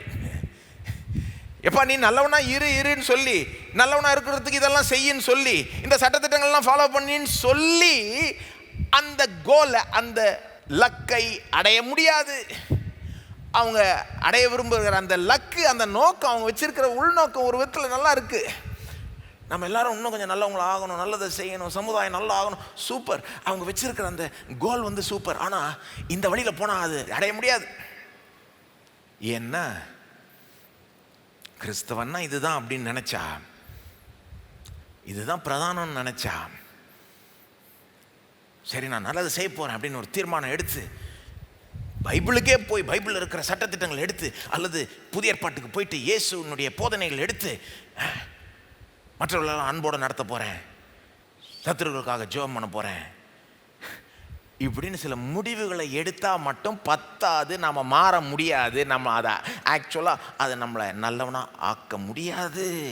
ஏன்னா அதுக்கு வேண்டிய பவர் அதில் இல்லை. அதுக்கு வேண்டிய பவர் அதில் இல்லை. அந்த கோல் நல்லா இருக்கு, ஆனால் பவர் இல்லை அதில். சொல்லப்போனால் அந்த கொள்கையின் வழியாக போனீங்கன்னா, அந்த வழியில் போனீங்கன்னா அது என்ன பண்ணிடும், உங்களை ஒன்று பெருமை பிடிச்சவங்களா மாற்றிடும், இல்லைன்னா நம்பிக்கை இழக்க செஞ்சிடும். மாரலிசம், லீகலிசம் வழியில் போனீங்கன்னா, போயிட்டே இருந்தீங்கன்னா, ஒன்று உங்களை பெருமை பிடிச்சவங்களாகிடும், இல்லைன்னா உங்களை நம்பிக்கை இழக்க வச்சிடும். ரெண்டு விதமாக மேனிஃபெஸ்ட் ஆகும். இந்த மாரலிசம், இந்த தவறான கொள்கை சொல்கிறோம்ல, அது ரெண்டு விதமாக வெளிப்படும். ஒரு விதம் மட்டும் இல்லை, ரெண்டு விதமாக வெளிப்படும். ஒரு குரூப் மத்தியில் சில நேரம் எப்படி வெளிப்படும்னா, அவங்க பெருமை பிடிச்சவங்களாம் வெளிப்படுவாங்க. ஆனால் இன்னொரு விதமாகவும் வெளிப்படும். சிலர் நம்பிக்கை இழந்து உட்காந்துக்கிட்டு இருப்பாங்க. இவங்க ரெண்டு பேருக்கு பின்னால் இருக்கிற காரணம் பார்த்தீங்கன்னா இந்த கொள்கை, மாரலிசம், லீகலிசம். இந்த பெருமை பிடிச்சவங்களா அவங்கள ஆக்கிடணும்னு சொல்கிறேன்னா ஏன் அப்படி சொல்கிறேன், நீங்கள் ஒன்றும் இல்லை, பரிசேயர்களை உதாரணமாக எடுத்துக்கோங்க. அவங்க கிளாசிக் மாரலிஸ்ட். பா நல்லவனாக இருக்கணும், நல்லது செய்யணும், சொல்லப்போனால் சும்மா நல்லது இல்லை, வேதம் சொல்கிறத செய்யணும். பழைய ஏற்பாட்டு சொல்லுகிற சட்டத்திட்டங்கள், நியாய பிரமாணத்தை, பிரமாணத்தின் கிரியைகளை செய்ய வேண்டும். நியாய பிரமாணத்தின் கிரியைகளை எடுத்து செய்ய வேண்டும். அப்போ தான் தேவன் நம்மில் பிரியப்படுவார், அப்போ தான் தேவன் நம்மளை ஏற்றுக்கொள்வார்னு எடுத்து பயங்கரமாக செஞ்ச ஆளுங்க. சும்மா கொஞ்சம் நஞ்சம் இல்லை. இன்றைக்கி நம்ம பரிசேயர்களை, வேத பாரகர்களை புதிய ஏற்பாட்டில் வாசிக்கிறப்போ சில நேரம் அவங்கள நம்ம லேஸில் நினச்சிட்றோம், அவங்களாம் மோசமானவங்கன்னு. ஆக்சுவலாக அவங்க சமுதாயத்தில் ரொம்ப மதிப்பு பெற்ற ஒரு கனம் பெற்ற மக்கள். அவங்க நடந்து போனாங்கன்னா அவங்கள மதிப்பாங்க ஜனங்க. அவங்கள எப்படி நினச்சாங்கன்னா பெரிய பக்திமான்கள்னு நினச்சாங்க. கடவுளை பிரியப்படுத்தினவங்க தான் எல்லாம் நினச்சிக்கிட்டு இருந்தாங்க. இயேசு தான் அதை வந்து கெடுத்து விட்டாரு. ஜனங்க மத்தியில் அவங்களுக்கு ஓரளவுக்கு நல்ல பேர் இருந்தது பாருங்க. ஜனங்க என்ன நினச்சாங்க, இவங்க பெரிய பரிசுத்தவான்கள், இவங்க பெரிய பக்திமான்கள். இயேசு வந்த பிறகு தான் அவர் என்ன பண்ணிட்டார், இவங்களை எக்ஸ்போஸ் பண்ணி விட்டார். ஏன்னா இப்போ இயேசு இல்லாமல் அந்த க்ரௌடில் அவங்க தான் பெரிய ஆளாக இருந்தாங்க. இயேசு வந்தோடனே அவங்க குற்றங்கள்லாம் வெளிப்பட்டுச்சு. அதனால தான் அவங்களுக்கு இயேசுவை பிடிக்கல, கொலையே செய்யணும்னு முடிவு பண்ணிடுறாங்க கடைசியில். இப்போ இந்த பரிசேயர்கள் பார்த்தீங்கன்னா அவங்கள லேசில் எடுத்துடக்கூடாது. அவங்க நிறைய காரியங்களை கரெக்டாக செஞ்சாங்க. அவங்கள கேட்டிங்கன்னா சொல்லுவாங்க, 10 கற்பனை நான் செஞ்சுருக்கேன், அது இல்லாமல் எவ்வளோ கட்டளைகளை நான் கை கொண்டிருக்கிறேன், ஜெபாலயத்துக்கு போகிறேன், ஜெபிக்கிறேன், பைபிளை வாசிக்கிறேன், மனப்பாடம் பண்ணுறேன், உபவாசிக்கிறேன், தசம்பாங்க கொடுக்குறேன், கடவுளுக்காக எவ்வளோ சேவை செய்கிறேன், இவ்வளோ பண்ணுறேன்னுவாங்க. ஆனால் அவங்கள பாருங்கள், இவ்வளோ பண்ணுறாங்கன்றது அவங்களுக்குள்ள ஒரு பெருமையை கொண்டு வந்துருச்சு. தாங்க பண்ணுறதை அப்படியே மேன்மை பாராட்டிக்கிட்டு, போஸ்ட் பண்ணிக்கிட்டு, தாங்க எவ்வளோ பரிசுத்தவான்கள்ன்றதை பெருசுப்படுத்திக்கிட்டு, அது அவங்கள பெருமை பிடிச்சவங்களும் ஆகிடுச்சு. இல்லை, பரிசேயர்கள் எந்த அளவுக்குன்னா, பரிசுத்தம் இல்லாதவர்கள் அவங்கள்ட்ட வந்தால் அவங்கள இரக்கமாக நடத்துறது இல்லை. அவங்கள்ட்ட ஒரு இரக்கமே பார்க்க முடியாது. இந்த மாரலிசம் லீகலிசம் இந்த வழியில் போனீங்கன்னா அதில் ரொம்ப ஊறி போய் இருக்கிறவங்கள்ட்ட நீங்கள் பார்ப்பீங்க, அவங்கள்ட்ட ஒரு பெருமை இருக்கும், ஒரு இரக்கம், ஒரு கைண்ட்னஸ், ஒரு மனது உருக்கம் அப்படி இருக்காது. குறிப்பாக அவங்க அளவுக்கு பரிசுத்தவான்களாக இல்லாதவங்க மேலே ஒரு இரக்கம் இருக்காது. ஒருத்தன் தப்பு பண்ணிட்டான்னா அவனை பிடிச்சி அவமானப்படுத்தி, கேவலப்படுத்தி, 4 பேருக்கு முன்னால் அசிங்கப்படுத்தி அப்படி தான் கண்டிப்பாங்க அவங்க. பரிசேயர்கள் அப்படி தானே, வேதபாரகர்கள் அப்படி தானே. ஒரு பெண் வந்து விபச்சாரத்தில் மாட்டிக்கிட்டான், செயல்லே மாட்டிக்கிட்டான். அவளை அப்படியே பிடிச்சி தெரு கொண்டு வந்து அவளை அவமானப்படுத்தி கேவலப்படுத்தி லெசன் எடுக்கிறாங்களாம். ஆக்சுவலாக அதை இயேசுவை மாட்டணுன்றதுக்கெல்லாம் செய்கிறாங்க. இப்போ அவங்க அப்ரோச் அதுதான். ஒருத்தன் தப்பு பண்ணான்னா அவனை அசிங்கப்படுத்து, கேவலப்படுத்து. நம்ம மாதிரி பரிசுத்தவான்களா இல்லையே எல்லாரும், அதுதான் அவங்க அப்ரோச்சு. ஈவு இறக்கம் இல்லாத ஒரு அப்ரோச்சு. மற்றவர்களை காட்டிலும் தாங்க ரொம்ப உயர்ந்தவர்கள்ன்ற ஒரு எண்ணம், மற்றவர்களை இளக்காரமாக நடத்துவது. பாவிகள் அவங்கள்ட்டிருந்து விட்டு ஓடுவாங்க, பயந்து ஓடுவாங்க, அவங்க கிட்ட நெருங்க மாட்டாங்க. அவங்கள பாவிகள் அவங்கள விரும்ப மாட்டாங்களே. நான் கேட்குறேன், இதுதான் நல்லவனா?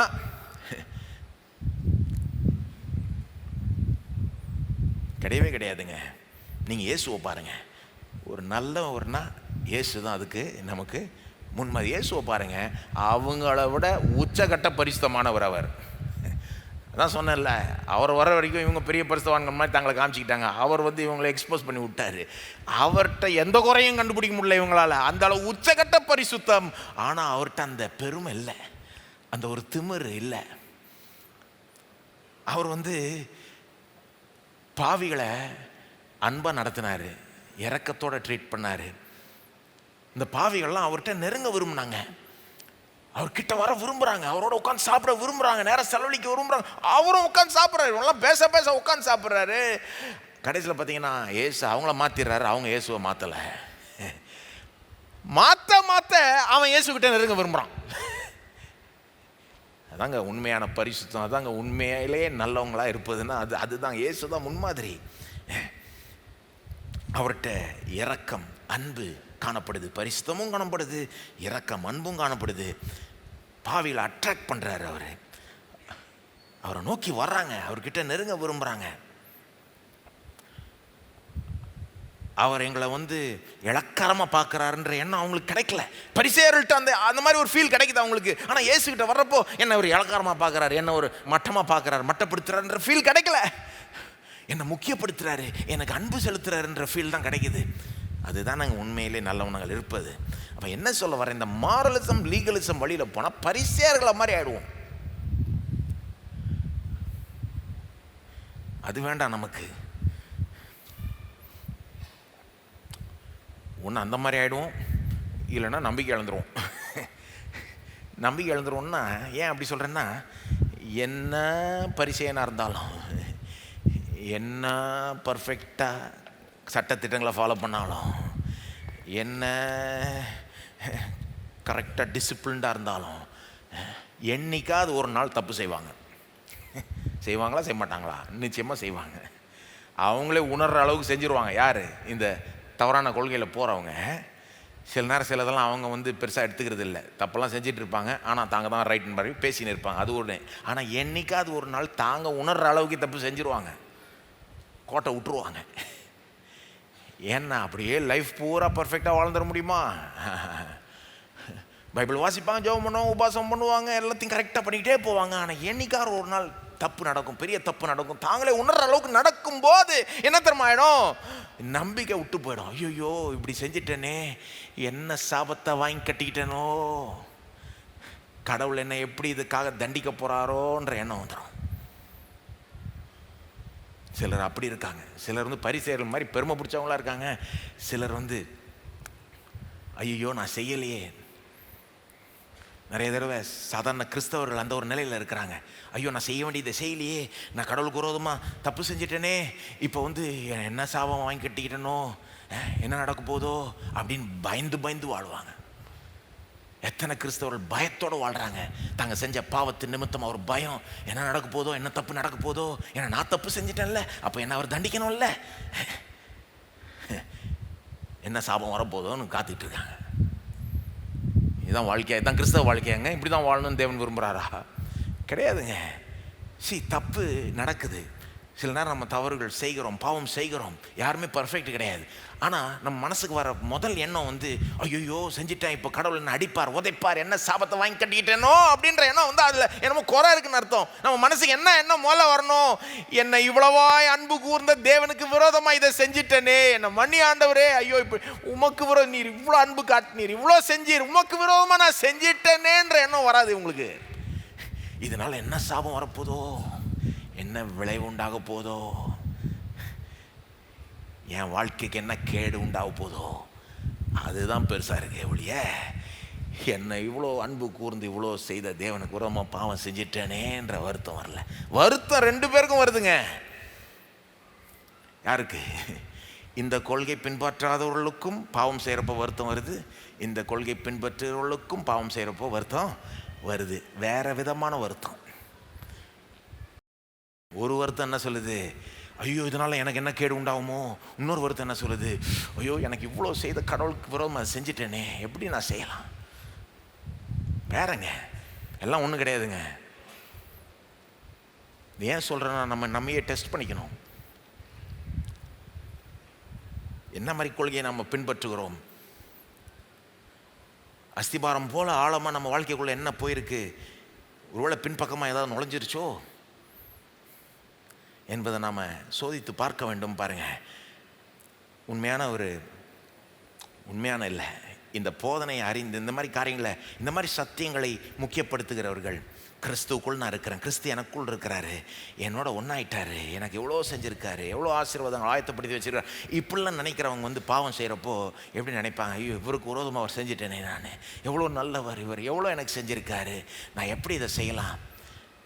அதுதான் அவங்க மைண்டில் நம்பர் ஒன்னாக இருக்கும். அதுதான் அவங்களுக்கு வருத்தத்தை உண்டாக்கும். போவாங்க, மன்னிப்பு கேட்பாங்க. ஆண்டவரே நான் அப்படி செஞ்சிட்டேன், உமக்கு விரோதமாக செஞ்சிட்டேன், பெரிய தப்பு செஞ்சிட்டேன். சின்ன தப்பு செஞ்சால் கூட பெருசாக நினைப்பாங்க அவங்க. ஏன்னா பெரிய தேவனுக்கு விரோதமாக செஞ்சிட்டாங்க. என்னை மன்னி, என்னை சுத்திகரி, என்னை கழுவும். ரத்தத்தை நம்புவாங்க, ரத்தத்தின் வல்லமையை நம்புவாங்க, தேவனுடைய கிருபையை, இரக்கத்தை நம்புவாங்க, சிலுவையை நம்புவாங்க. மன்னிப்பையும் சுத்திகரிப்பையும் பெற்று முன்னேறி கொண்டே போவாங்களே ஒழிய இந்த அடுத்த குரூப்பை மாதிரி என்ன சாபம் கிடைக்க போதோ, என்னைக்கு கடவுள் என்ன அடிக்க போகிறாரோன்னு நினச்சிக்கிட்டு உட்காந்துக்கிட்டு இருக்க மாட்டாங்க. பயந்து பயந்து வாழ்ந்துட்டு இருக்க மாட்டாங்க. இந்த மாரலிசம், இந்த மாதிரி காரியங்கள் ஒன்று உங்களை பெருமை பிடிச்சவங்களும் ஆகிடும், இல்லைன்னா உங்களை நம்பிக்கை இழக்க வச்சு பயந்து பயந்து வாழ வச்சிடும். ரெண்டுமே தவறான காரியங்கள் பாருங்கள். ஆகவே அது நம்மளை மாற்ற முடியாது. என்ன சொல்ல வரேன்? அது நம்மளை ஒரு உண்மையிலே நல்லவனா, உண்மையிலே ஒரு பெருமை இல்லாத ஒரு நல்லவனா, பரிசுத்தமும் இரக்கமும் அன்பும் எல்லாம் உடையவன் நல்லவனா மாற்ற முடியாது. அது நம்மளை இயேசு போல மாற்ற முடியாது. அது மாற்றணும்னு பார்க்குறாங்க, நல்ல கோல்லாம் வச்சுருக்காங்க. ஆனால் வழி தப்பு. வழி என்னங்க? கிறிஸ்து தான் நம்மளை மாற்ற முடியும். கிறிஸ்து தான் நம்மளை பிரமாணம் நம்மளை மாற்ற முடியாதுங்க. நல்லா கேளுங்க, கிறிஸ்து இல்லாம தேவனுடைய வார்த்தை கூட, இதில் இருக்கிற சட்ட திட்டங்கள் கூட, இதில் இருக்கிற மாரல் டீச்சிங்ஸ் கூட நம்மளை மாற்ற முடியாது. ஏன்னா அது அதுக்காக கொடுக்கப்படவில்லை, கிறிஸ்துவை சுட்டி காட்டும்படி இது பிரதானமாய் கொடுக்கப்பட்டிருக்கு. இன்னும் கேட்டால் அந்த பிரமாணத்தினுடைய நம்பர் 1 நோக்கம் என்ன? சட்டத்திட்டங்களுடைய நம்பர் 1 நோக்கம் என்ன? எப்பா உன்னால உன்னையே ரட்சித்து கொள்ள முடியாது, தேவன் எதிர்பார்க்கிற வாழ்க்கையை வாழ்ந்து காட்ட முடியாது, அவருடைய சட்டத்திட்டங்கள்லாம் உன்னால ஃபாலோ பண்ண முடியாது பர்ஃபெக்டா, நீ தவறிட்ட என்பதை வெளிப்படுத்துறதுக்கு பிரமாணம். பிரமாணம் ஒரு நல்லவனா இருப்பதுன்னா என்ன? கடவுள் நம்மகிட்ட இருந்து எப்படிப்பட்ட ஒரு நல்ல வாழ்க்கையை சன்மார்க்க ரீதியில், ஒழுக்கத்தில், மற்ற காரியங்களில் எதிர்பார்க்கிறாருன்னு வெளிப்படுத்துகிற ஒரு புஸ்தகம் இது. சரிங்களா? சட்டத்திட்டங்கள் அதை வெளிப்படுத்துது. கடவுள் நம்மகிட்ட இருந்து என்ன எதிர்பார்க்குறாரு, எப்படி நாம் இருக்கணும்னு எதிர்பார்க்குறாரு, நல்லவனா வாழ்கிறதுன்னா என்னன்னு இந்த புஸ்தகத்தை வாசி தான் கற்றுக்கணும். அதுக்கு இது உதவும். சரிங்களா? நம்மகிட்ட என்ன குறை இருக்குன்னு பார்க்குறதுக்கும் இது உதவும். கண்ணாடி மாதிரி. ஒரு நல்ல வாழ்க்கைன்னா என்ன நீங்கள் பார்த்து கற்றுக்கணும். நம்ம சட்டத்திட்டங்களை பார்த்து, ப்ளஸ் நம்மகிட்ட என்ன குறை இருக்குன்னு இதை பார்த்து நம்ம தெரிஞ்சுக்கலாம். கண்ணாடி மாதிரி. கண்ணாடிக்கிட்ட போகிறீங்கன்னா முகத்தில் என்ன அழுக்கு இருக்குது, முடி செய்யலைன்னா அது வெளிப்படுத்திடுது இல்லை. அப்போது தேவன் நம்மகிட்ட எதிர்பார்க்குறது எவ்வளோ பர்ஃபெக்ட்னு பார்க்குறப்போ நம்ம குறையும் நமக்கு தெரியுது. ஆனால் நம்மளை மாற்ற முடியாது, தேவனுடைய சட்டத்திட்டங்களே நம்மளை மாற்ற முடியாது. அதை தான் பழையங்காலத்து ஒரு பாட்டு எழுத்தாளர், ஒரு பிரசங்கியார் இவ்விதமாய் சொன்னார். அதை உங்களுக்கு நான் வாசித்து காமிக்க விரும்புகிறேன். ஒரு கவிதை மாதிரி, ஒரு சாங் லிரிக்ஸில் ஒரு சரணத்தில் இந்த மாதிரி எழுதியிருக்கார். இது 300 வருஷம் முன்னால் எழுதின பாடல். அதில் ஒரு வேர்ஸாக வருது. இதை நான் வாசித்து காமிக்கிறேன். அதாவது எப்படி சட்டத்திட்டங்கள் நம்மளை மாற்ற முடியாது, சுவிசேஷம் தான் நம்மளை மாற்றுது அப்படின்னு அவர் சொல்லி காமிக்கிறார். அழகாக சொல்கிறார் பாருங்க. இதை, ஓடு மகனே வேலை செய் என்று சட்டம் கட்டளையிடுகிறது, ஆனால் ஓடுவதற்கு கால்களையோ உழைப்பதற்கு கைகளையோ அது தருவதில்லை. என்ன சொல்றார் இந்த எழுத்தாளர்? சட்டம், தேவனுடைய சட்டம், சட்டத்திட்டங்கள், பிரமாணங்கள் என்ன சொல்லுதான்? ஓடு மகனேன்னு என்னை பார்த்து சொல்லுது. வேலை செய். என்ன வேலை செய்? இது சொல்கிற வேலையை செய், இது சொல்கிற மாதிரி வேலை செய்ன்னு சொல்லுதான்.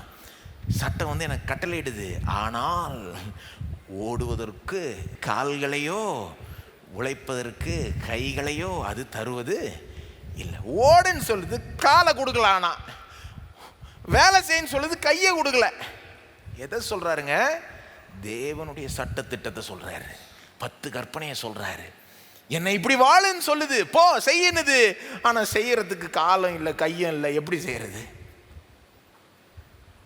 அடுத்தது பாருங்க, இப்போ வாசிக்கிறேன். ஆனால் நற்செய்தியோ ஒரு இனிப்பான செய்தியை கொண்டு வருகிறது, அது என்னை பறக்க சொல்கிறது, அதற்கான சிறகுகளையும் எனக்கு தருகிறது. இந்த புஸ்தகத்தில் சட்டமும் இருக்கு, நற்செய்தியும் இருக்கு. மார்ட்டின் லூத்தர் அதான் அருமையாக சொன்னார் பாருங்க. இந்த புஸ்தகத்தை வாசிக்கிறப்ப கூட ஜாக்கிரதையா இருக்கணும். இதுல சட்டமும் இருக்கு, நற்செய்தியும் இருக்கு. இதுல இருக்கிற சட்டம் ஒன்று ரட்சித்திரம் மாத்திரம் நினைச்சா நீ ஏமாந்து போயிடுவீங்க. நற்செய்தி எப்படி? நற்செய்தி என்ன சொல்லுது? சட்டம் சொல்றதை விட மேலே சொல்லுது. இது ஓடு இல்லை, பறக்க சொல்லுது. நற்செய்தி என்ன? பறக்க சொல்லுது, ஆனால் அதற்கான சிறகுகளையும் எனக்கு தருது. பறக்கிறதுக்கான சிறகை தருது. பாருங்க எவ்வளோ உண்மை பாருங்க, என்ன மாதிரி எழுதியிருக்காங்க பாருங்க, ரொம்ப உண்மை பாருங்க. ஆக்சுவலாக பார்த்தீங்கன்னா சட்டத்திட்டங்கள்னு எடுத்துக்கிட்டிங்கன்னா அது உங்களை ஒரு அளவுக்கு போக சொல்லுது. உதாரணத்துக்கு 10 கற்பனையில் கொலை செய்யாதிருப்பாயாக. ஆனால் இயேசு அதே சட்டத்தை எடுத்து கொண்டு போய் வேற லெவல் கொண்டு போகிறார். என்ன சொல்கிறாரு? கொலை செய்கிறது மட்டும் இல்லை, உள்ளத்தில் கோபம் உடையவனாக இல்லாது இருப்பாயாக. உள்ளத்தில் கோபம் அநியாயமாக வந்தாலே அது தப்பு, அது கொலைக்கு சமம். உள்ளத்தில் ஒரு கொலை எண்ணம் வந்துட்டு அதனுடைய வேறு வந்துருச்சுன்னு அர்த்தம். பழைய ஏற்பாட்டு சட்டம் சொல்லுது விபச்சாரம் செய்யாது இருப்பாயாக. இயேசு அதை அடுத்த லெவல் கொண்டு போய் என்ன சொல்றாரு?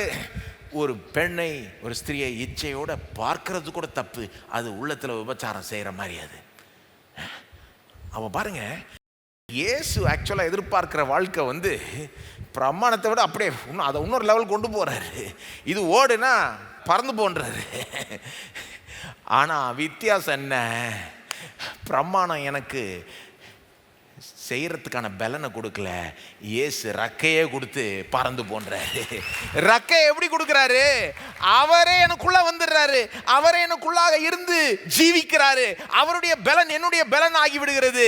அவரே என்னை மாத்துறாரு, உள்ள இருந்து அப்படியே கொஞ்சம் கொஞ்சமா மாத்துறாரு. ஏன் சுய பலனால அவர் சொல்றதெல்லாம் நான் செய்யவே முடியாது, வேற லெவல்ல இருக்கு. கிறிஸ்தவ சன்மார்க்க போதனைகள், கிறிஸ்தவ இந்த எத்திக்கல் டீச்சிங்ஸ், இந்த ஒழுக்கத்துக்கு ஏற்ற போதனைகள்லாம் ஆக்சுவலா நீங்க ஒரு மனுஷன் சீரியஸா எடுத்துப்பான்னா சுய பலத்தால் செய்யவே முடியாது. அதுக்கு தான் கிறிஸ்து என்ன சொல்றாரு?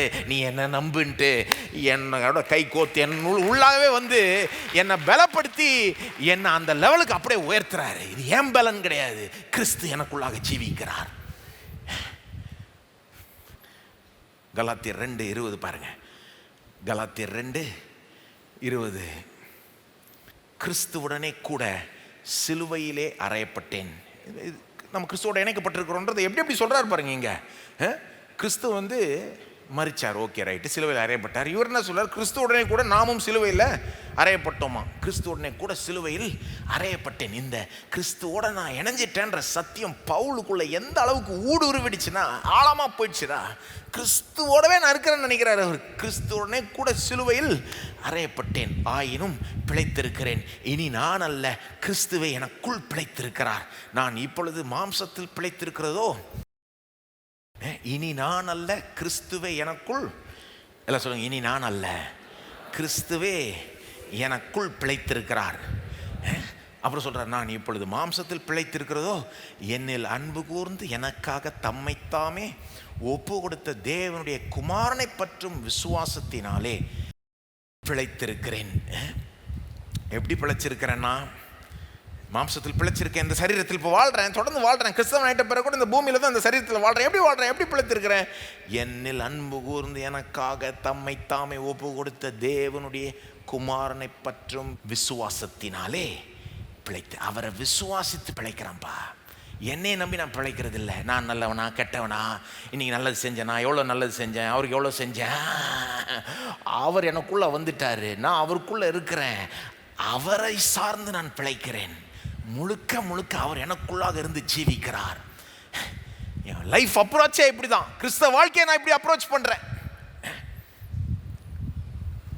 இன்னொரு வசனம், யோவான் 15:5, நானே திராட்சை செடி, நீங்கள் கொடிகள். ஒருவன் என்னிலும் நான் அவனிலும் நிலைத்திருந்தால் அவன் மிகுந்த கனிகளை கொடுப்பான். என்னை அல்லாமல் உங்களால் ஒன்றும் செய்யக்கூடாது. என்ன சொல்றாருங்க? நம்ம எல்லாரும் கனி கொடுக்க விரும்புகிறோம். ஒரு கனி தருகிற வாழ்க்கையை நீங்களும் வாழ விரும்புகிறீங்க, நானும் வாழ விரும்புகிறேன். பல விதத்தில் நம்ம கனி கொடுக்க விரும்புகிறோம். ஆனால் எப்படி அது நடக்க போகுது? அவர் சொல்கிறாரு, எப்பா கனி கொடுக்கறத நீ ஃபோக்கஸ் பண்ணாத, மாறணும் மாறணும் மாறணுன்றதை ஃபோக்கஸ் பண்ணாத, நல்லது செய்யணும் செய்யணுன்றதை ஃபோக்கஸ் பண்ணாத. அதுவும் ஒரு விதமான கனின்னு சொல்லலாம். நம்ம நல்லதை செய்கிறது, நல்லவனா மாறுவது, இயேசுவை போல போக போக மாறுவது, அதை ஃபோக்கஸ் பண்ணாத. என்னத்தை ஃபோக்கஸ் பண்ணு? நீ என்னோட கனெக்டடாக இருக்கன்றதில் ஃபோக்கஸ் பண்ணு. நானே திராட்சை செடி, நீங்கள் கொடிகள். எல்லாம் சொல்லுங்க, இயேசுவே திராட்சை செடி, நாம் கொடிகள். நாம் எல்லாம் ஒரே திராட்சை செடி, நிறைய கொடிகள். எல்லா கொடிகளும் அந்த செடியோட இணைக்கப்பட்டிருக்கு. என்ன மாதிரி இணைப்பு? இயேசு என்ன சொல்றாருப்பா, என்னோட உனக்கு இருக்கிற அந்த இணைப்பை யோசித்து பாரு, அதை கவனி, அது மேல கவனத்தை செலுத்து. ஒருவன் என்னிலும் நான் அவனிலும் நிலைத்திருந்தால்னா என்ன அர்த்தம்? பா நீ என்னோட இணைக்கப்பட்டிருக்க, தொடர்ந்து அப்படியே நிலைத்திரு, அதை கவனி, அதன் மேல கவனத்தை செலுத்தினா கனி கொடுத்துருவேன், மிகுந்த கனியை கொடுப்பேன். என்ன மாதிரி ஒரு இணைப்பு பாருங்க. நானே திராட்சை செடி, நீங்கள் கொடிகள். உங்க ஃப்ரெண்டோட க்ளோஸா இருக்கிறத விட நீங்க இயேசுவோட க்ளோஸா இருக்கீங்க. ஐக்கியத்தில் சொல்லுங்க, இணைப்புல சொல்றேன், சரிங்களா? ஐக்கியம் எப்படி வேணா இருக்கட்டும். நீங்க உண்மையான விசுவாசினா நீங்க இயேசுவோட ஒரு விதத்தில் ரொம்ப க்ளோஸா இருக்கிறீங்க. உங்க பெற்றோரோட நீங்க இணைக்கப்படுறதை காட்டிலும், உங்க பெற்றோருக்கும் உங்களுக்கு ஒரு கனெக்ஷன் இருக்கிறத காட்டிலும், இயேசுக்கும் உங்களுக்கு இன்னும் ஆழமான ஒரு கனெக்ஷன் இருக்கு. நீங்க திருமணம் பண்ண அந்த புருஷனோ அந்த மனைவியோட உங்களுக்கு இணைப்பு இருப்பதை காட்டிலும் இயேசுவோட இன்னும் ஆழமான இணைப்பு இருக்கு. திராட்சை செடி கொடினா என்னங்க, எவ்வளோ அருமையான இணைப்பு. இந்த கொடி இந்த செடி இல்லாமல் பிழைக்கவே முடியாது.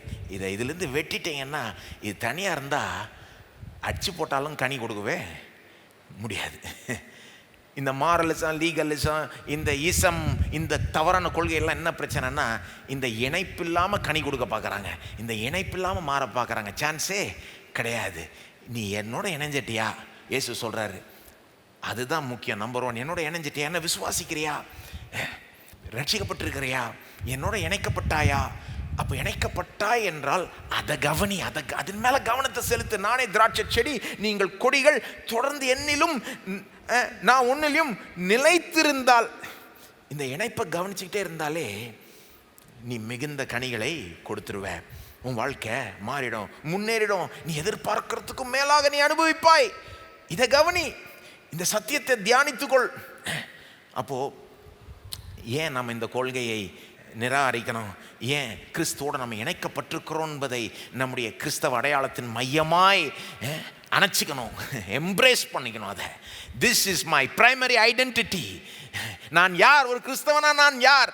நான் கிறிஸ்துவோட இணைக்கப்பட்டிருக்கிறேன் என்பதை நான் அரவணைச்சிக்கணும். அதுதான் எனக்கு முக்கியமான ஒரு அடையாளம் எடுத்துக்கணும். ஏன்னா அதை நான் அரவணைச்சிக்க அதிக கனிகளை நான் கொடுப்பேன். கனி என்கிட்டேருந்து வராது. கனி கொடியில் தொங்குது. ஆனால் அந்த கொடியினுடைய வல்லமைனால கனி வரல, செடிகிட்டிருந்து தான் வல்லமை வருது. அதிலிருந்து அப்படி கொடிக்குள்ளே பாய்ந்து கொடி அங்கே தொங்குதே ஒழிய அதற்கான ஜீவனும் பலனும் சாரமும் அந்த செடியிலிருந்து தான் வருது. ஆகவே கிறிஸ்துவோடு நம்ம இணைக்கப்பட்டிருக்கிறோம் என்பதுக்கு முக்கியத்துவம் கொடுப்போம். 3வது காரணம், என்னத்தை பேசிகிட்டு இருக்கோம்? காரணங்களை கொடுத்து கொண்டிருக்கிறோம். என்னத்துக்கு காரணம்?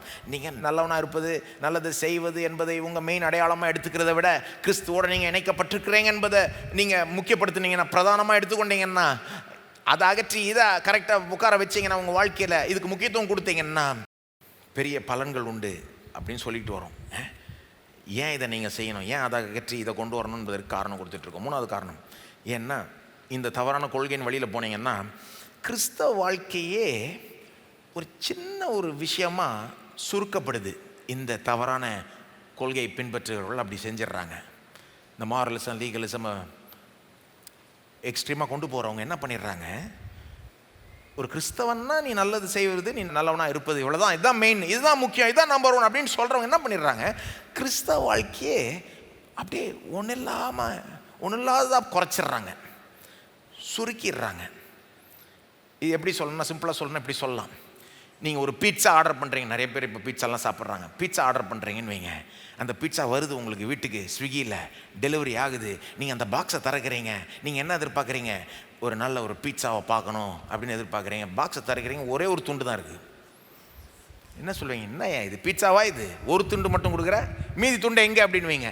அதை தான் இவங்க பண்ணிடுறாங்க. இந்த மாரலிசம், லீகலிசம் இந்த ஆட்கள் என்ன பண்ணிடுறாங்க, இந்த துண்டு இருக்குது கிறிஸ்தவத்தில். எந்த துண்டு? எப்போ நீ நல்லவனாக இருக்கணும், நல்லதை செய்யணும், குடும்பத்தை காப்பாற்றணும், நேர்மையாக இருக்கணும், கடினமாக உழைக்கணும், எல்லாம் சூப்பர் இருக்கும், இந்த துண்டு இருக்குங்க. ஆனால் இதுதான் கிறிஸ்தவம், இதுதான் எல்லாம், இதுதான் பிரதானம்னு சொல்லி கிறிஸ்தவத்தையே இதுக்கு குறைச்சிடுறாங்க, அப்படியே சுருக்கிடுறாங்க, அதோடைய மேன்மையை எடுத்து போட்டுடுறாங்க, அதை மட்டப்படுத்துகிறாங்க. கிறிஸ்தவத்தில் எவ்வளோ இருக்கீங்க, இவ்வளோதானா கிறிஸ்தவம், கிறிஸ்தவ அடையாளம், கிறிஸ்தவ வாழ்க்கை இவ்வளோதானா? கிடையாது. இன்னும் எவ்வளோ இருக்குது, வேற என்ன மாதிரி காரியங்கள் இருக்குது? உதாரணத்துக்கு எவ்வளோ இருக்குது சொல்லலாம். இன்னொரு துண்டு ஒரு கிறிஸ்தவ அடையாளத்திலையும், கிறிஸ்தவ வாழ்க்கையிலையும், கிறிஸ்தவ அனுபவத்திலையும் இன்னொரு துண்டு என்னவா இருக்கணும், நான் ஒரு கிறிஸ்தவனாக இருக்கேன்னா வெறும் நல்லவனாக இருக்கிறேன், நல்லது செய்கிறேன்றது மட்டும் இல்லை, கிறிஸ்து எனக்காக கல்வாரி சிலுவையில் சம்பாதித்த எல்லா ஆசீர்வாதங்களையும் கொஞ்சம் கொஞ்சமாக அனுபவிச்சுக்கிட்டே வரணும் நான். அதுவும் ஒரு முக்கிய துண்டு. அதுக்கும் முக்கியத்துவம் கொடுக்கப்படுது இல்லையா வேதத்தில், கிறிஸ்தவத்தில். ஆனால் இந்த ஆட்களை பாருங்க, நீங்கள் மாரலிசம், லீகலிசம் இதை பெருசுப்படுத்துறவங்க அதுக்கு முக்கியத்துவம் கொடுக்க மாட்டாங்க. தேவன் என்ன மாதிரி ஆசீர்வாதங்களை நமக்காக ஆயத்தப்படுத்தி வச்சிருக்கிறான்றதை பெருசுப்படுத்த மாட்டாங்க. ஏன்னா அவங்கள பொறுத்த வரைக்கும் அதெல்லாம் முக்கியம் கிடையாது, ஆசீர்வாதமாக முக்கியம், பரிசுத்தம் தான் முக்கியம்னுவாங்க. எப்போ ரெண்டுமே தானே முக்கியம்ப்பா, ஆசீர்வாதமும் முக்கியம், பரிசுத்தமும் முக்கியம். இதுவும் துண்டு, அதுவும் அப்படி தானேங்க. இந்த மாதிரி நிறைய துண்டுகள் இருக்குன்னு சொல்ல வரேன். ஆனால் அவங்கள பொறுத்த வரைக்கும் அது முக்கியம் கிடையாது. இதுதான் எல்லான்ற மாதிரி போயிடுறாங்க பாருங்க. தவறு. ஆசீர்வாதமா பரிசுத்தமா எது முக்கியம் அப்படின்னு அதை நம்ம அந்த மாதிரி சொல்கிறதே அவ்வளோ பெட்டர் கிடையாது. என்ன சொல்கிறீங்க? ரெண்டுமே முக்கியம். ரெண்டுமே முக்கியம் இல்லையா? ரெண்டுத்துக்கும் கிறிஸ்தவ வாழ்க்கையில் இடம் உண்டு. ஆனால் இவங்க அதை குறைச்சிடுறாங்க. இவ்வளோதான்றாங்க, முடிஞ்சது. இப்போ இந்த மாதிரி நிறைய துண்டுகள் சொல்லலாம், இவங்க அதெல்லாம் விட்டுறாங்க. அது மட்டும் இல்லை, ஒட்டுமொத்த பீட்சாவை விட்டுறாங்க. ஒட்டுமொத்தமாக நீங்கள் கிறிஸ்தவ வாழ்க்கையை பார்த்தீங்கன்னா அது உங்களுக்கு எப்படி தெரியுதுங்க? எப்படி தெரியணும்னா, இது ஜீவனுள்ள தேவனோட ஒரு அற்புதமான ஒரு உறவு. அப்படிதானங்க தெரியணும். நீங்கள் அதனால தான் கைத்தட்டினீங்க. இந்த உறவில் ஆசீர்வாதங்கள் உண்டு, பொறுப்புகள் உண்டு. எந்த உறவுலையும் பலன்கள் உண்டு, பொறுப்புகள் உண்டு இல்லையா? கல்யாணம் பண்ணுறீங்க, அதில் எவ்வளோ பெனிஃபிட்ஸ் கிடைக்குது. குறிப்பாக பெரிய ஆளை கல்யாணம் பண்ணிங்கன்னா. ஆனால் பொறுப்புகளும் இருக்குல்ல. அந்த மாதிரி தான் எந்த உறவுலையும் பொறுப்புகள் உண்டு, பலன்கள் உண்டு, எவ்வளோ உண்டுங்க. ஏன்னா உறவுனா அது எல்லாத்தையும் உள்ளடக்கியது. ஆனால் எல்லாத்தையும் சேர்த்து வச்சாலும் அந்த உறவுக்கு சமமாய் வராது. உறவு வந்து எல்லாத்தையும் உள்ளடக்கியது. உறவு எல்லாத்தை காட்டிலும் மேலானது. அதுதானங்க ஃபுல் பீட்சா. என்ன சொல்ல வரோம்? நீங்கள் ஒரு கிறிஸ்தவன் ஆயிட்டீங்க, ஒரு கிறிஸ்தவனாக இருக்கிறீங்கன்னா அதை ஒட்டுமொத்தமாக எப்படி நம்ம பார்க்கணும்?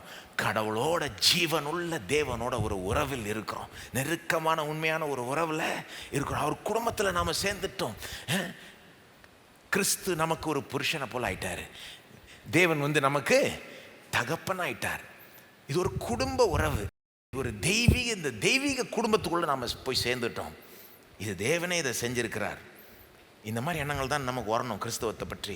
இவங்க என்ன பண்ணிடுறாங்க? அதெல்லாம் இல்லை. இந்த மோரலிசம், லீகலிசம் இதில் போகிறவங்க வந்து பார்த்துங்க, அந்த உறவை பெருசுப்படுத்த மாட்டாங்க.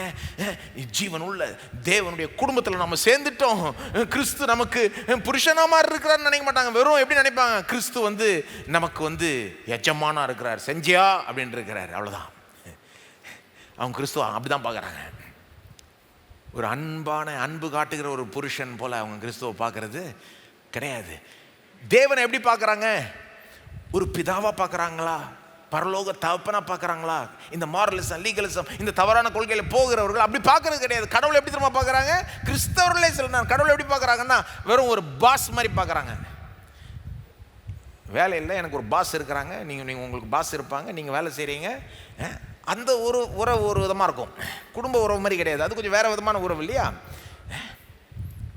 இந்த வேலையில் சேர்றீங்கன்னா உங்கள் பொறுப்புகளை கொடுத்துருவாங்க. மெயினாக பொறுப்புகள் தான் கொடுப்பாங்க. என்ன சொல்லுவாங்க? உன் பொறுப்பெல்லாம் உருப்படியாக செஞ்சால் அதுக்கேற்ற பலன் கிடைக்கும். வேலையை கரெக்டாக செஞ்சால் சம்பளம், நல்லா செஞ்சுக்கிட்டே வந்தால் சம்பள உயர்வு, ப்ரொமோஷன் எல்லாம் கிடைக்கும்.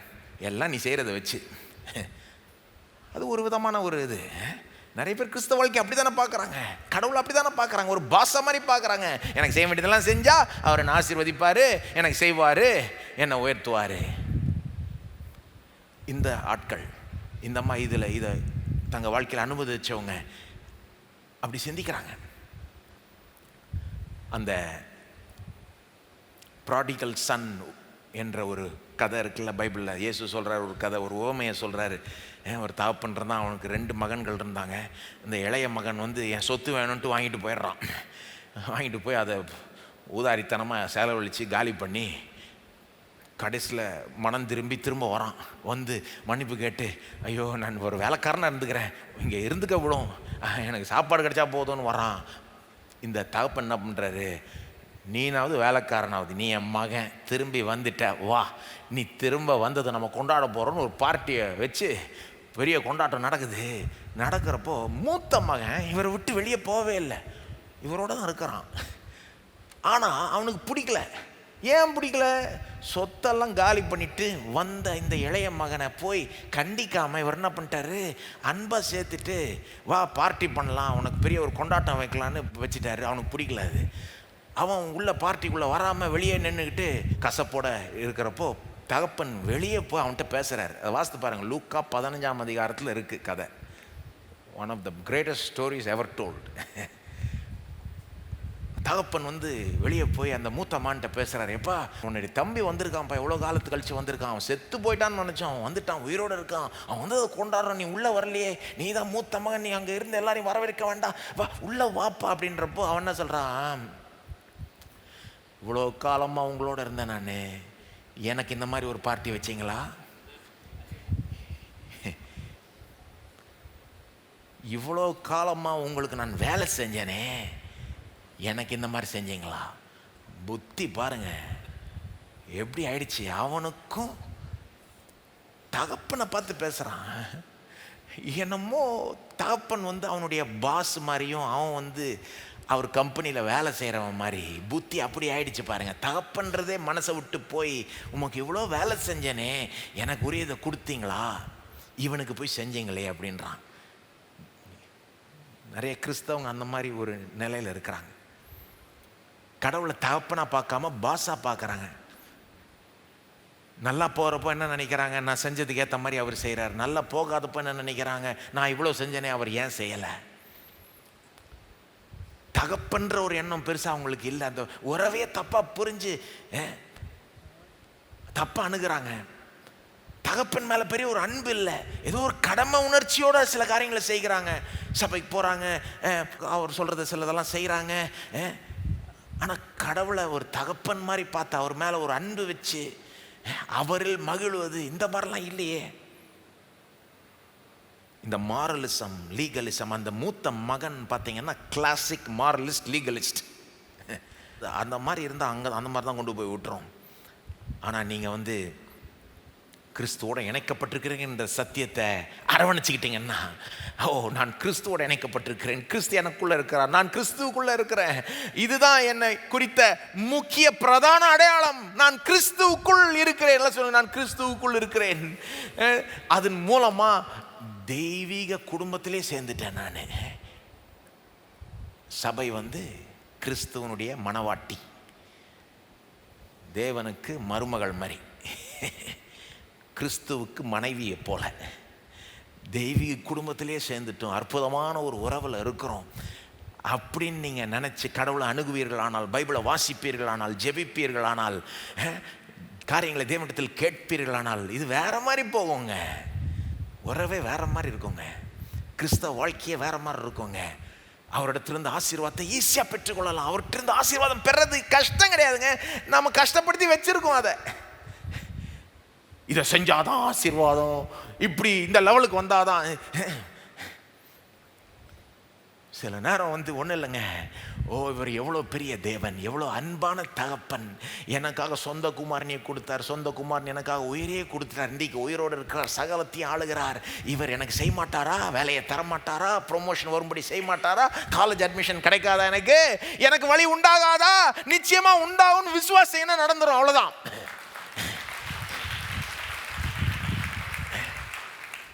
ஆனால் அந்த விசுவாசம் எப்போ வந்து எழும்புன்னா, நீங்கள் இந்த தெய்வீக குடும்பத்தில் சேர்ந்துட்டீங்க, உங்களுக்கு ஒரு குடும்ப உறவு உண்டாயிடுச்சு. எப்படி உண்டாச்சு? கிறிஸ்துவோடு நீங்கள் இணைக்கப்பட்டீங்க என்பது உங்களுக்கு ரொம்ப முக்கியமாக ஆக தான் அந்த மாதிரி ஒரு தைரியமும் விசுவாசமும் உண்டாகும். தேவனுடைய ஆசீர்வாதங்களை நீங்கள் மென்மேலும் அனுபவிக்க தொடங்கிடுவீங்க. ஆனால் எல்லாத்தை விட உறவுக்கு அதிக முக்கியத்துவத்தை கொடுப்பீங்க. கடைசி காரணம், ஏன் இந்த தவறான கொள்கையை அகற்றி கொண்டு நாம் வந்து கிறிஸ்துவோட இணைக்கப்பட்டோம் என்பதை பிரதான அடையாளமாக எடுத்துக்கணும், கிறிஸ்தவ அடையாளமாக எடுத்துக்கணும். ஏன்னா இந்த வழிதான் தேவனை மகிமைப்படுத்தும், அந்த வழி தேவனை மகிமைப்படுத்தாது. நான் நல்லவனாக இருப்பது தான் மெயின், நல்லதை செய்வது தான் மெயின், நான் இது சொன்னதெல்லாம் செஞ்சேன்னா, நான் கடவுளுக்கு செஞ்சேன்னா, இப்படி போனால் நான் போனால், ஒருவேளை நான் ஓரளவுக்கு செஞ்சு முன்னேறிட்டா கூட யாருக்கு மகிமை உண்டாகும்? எனக்கு தான் உண்டாகும். ஆனால் கிறிஸ்துவோட இணைக்கப்பட்ட நான் அல்ல, எனக்குள்ள கிறிஸ்துவே ஜீவிக்கிறார், அதன் மூலமாக தான் நான் பிழைக்கிறேன். அவர் தான் என்னுடைய ஜீவனாக இருக்கிறார், என்னுடைய பலனாக இருக்கிறார், ஞானமாக இருக்கிறார், எனக்கு எல்லாமா இருக்கிறாரு. ஆகவே இப்படி நம்பி நான் முன்னேறினா யாருக்கு மகிமை உண்டாகும்? தேவனுக்கு மகிமை உண்டாகும். 1 கொரிந்தியர் 1:30-31 வாசித்துட்டு முடிச்சிடலாம் பாருங்க. 1 கொரிந்தியர் 1:30-31. மகிமை தேவனுக்கு தான் போகும். இந்த வழியில் போனால், அந்த வழியில் போனால் நமக்கு தான் மகிமை உண்டாகும். ஒரு வேளை நம்ம முன்னேறிட்டா கூட பெருசாக முன்னேற முடியாது. 1 கொரிந்தியர் 1:30-31. அந்தபடி நீங்கள் அவராலே கிறிஸ்து இயேசுக்குட்பட்டு இருக்கிறீர்கள். எழுதியிருக்கிறபடி மேன்மை பாராட்டுகிறவன் கர்த்தரை குறித்தே மேன்மை பாராட்டத்தக்கதாக. எல்லாம் சொல்லுங்க, மேன்மை பாராட்டுகிறவன் கர்த்தரை குறித்தே மேன்மை பாராட்டத்தக்கதாக. மேன்மை பாராட்டுற அளவுக்கு மேன்மை பாராட்டும்படிக்கு அவரே 31 தேவனால் நமக்கு ஞானமும் நீதியும் பரிசுத்தமும் மீட்புமானார். அவர் தான் எனக்கு எல்லாம். அவர் இல்லாமல் நான் ஒன்றும் கிடையாது, ஒன்றும் செய்யவும் முடியாது. ஆனால் அவர் இருக்கிறதுனால எனக்கு எல்லாம் இருக்குது. அவருடையது எல்லாமே என்னுடையது.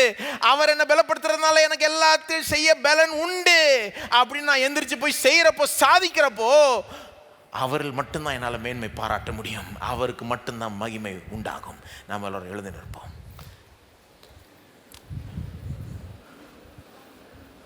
ஒருவேளை நம்ம வாழ்க்கையில் பின்பக்கமாக இந்த மாதிரி கொள்கைக்கு நாம் இடம் கொடுத்துட்டோம்னா, நாம் அதை உணர்ந்து அதை அந்த இடத்துலேருந்து தூக்கணும். இதை முக்கியமாக பிரதானமாக எடுத்துக்கணும். கிறிஸ்துவோட இணைக்கப்பட்டேன், இதுதான் என்னுடைய கிறிஸ்தவ அடையாளம். நல்லவனாக இருப்பது, நல்லது செய்கிறதெல்லாம் அப்புறம்தான். இதுக்கு கொடுக்க வேண்டிய முக்கியத்துவத்தை கொடுத்துட்டா நல்லவன் என்னங்க, கிறிஸ்துவ மாதிரியே நீங்கள் அதிகமாக மாறிடுவீங்க, வேற லெவல் போயிடுவீங்க. ஸ்தோத்திரம் செலுத்துவோம். தேவனே, சத்தியத்துக்காக நன்றி, உடைய வசனத்துக்காக நன்றி, இந்த உண்மைக்காக நன்றி. ஆண்டவர், எங்களை கிறிஸ்துவோடு நீர் இணைச்சி விட்டீரே, எவ்வளோ பெரிய விஷயம். இதை வரும் வாரங்களில், நாட்களில் இதை ஆண்டவரை ஆழமாய் புரிந்து கொள்ள, இதுக்கு ஒரு பிரதான இடத்தை எங்கள் வாழ்க்கையில் கொடுக்க, இதிலிருந்து நாங்கள் அப்படியே வாழ, எங்கள் வாழ்க்கையை இதன் மீது கட்டப்பட ஆண்டவரை கிருபை செய்யும். சரியான பாதையில் கொண்டு போகும் ஆண்டவரே. கிறிஸ்தவத்தில் இந்த தவறான கொள்கை போதிக்கப்படுற இந்த விஷயத்தை நீர் அதில் ஒரு மாற்றத்தை கொண்டு வரும் ஆண்டவரே. பிரசங்கியார்களுக்குள்ள இதற்கு குறித்த வெளிப்பாடை கொண்டு வரும் ஆண்டவரே. ஸ்தோத்திரம் ஆண்டவரே, நீர் பெரிய காரியங்களை செய்ய போகிறபடியால் நன்றி. உடைய ஜனங்களை இயேசு நாமத்தில் ஆசீர்வதிக்கிறோம். நீர் அவர்களுக்காக சம்பாதித்து வச்ச ஆசீர்வாதங்கள்லாம் கிறிஸ்துவுக்குள் இருக்கிற எல்லாத்தையும் அவர்களை வரும் நாட்களில் அதிகமாய் அனுபவிக்க நீர் கிருபை செய்வீராக. அப்படியே செய்ய போகிறபடியால் நன்றி ஆண்டவரே. இதை குறித்த வெளிப்பாடு தொடர்ந்து பெருகட்டும். எங்களுக்கு எங்கள் வாழ்க்கை மேன்மை அடையட்டும். உம்முடைய நாமம் மட்டுமே மகிமைப்படுவதாக. இயேசுவின் நாமத்தில் ஜெபிக்கிறோம், ஆமென். நம்முடைய கர்த்தராகிய இயேசு கிறிஸ்துவின் கிருபையும் பிதாவாகிய தேவனுடைய அன்பும் பரிசுத்த ஆவியானவருடைய ஐக்கியமும் நம்முடைய இன்றைக்கும் என்றைக்கும் இருப்பதாக, ஆமென்.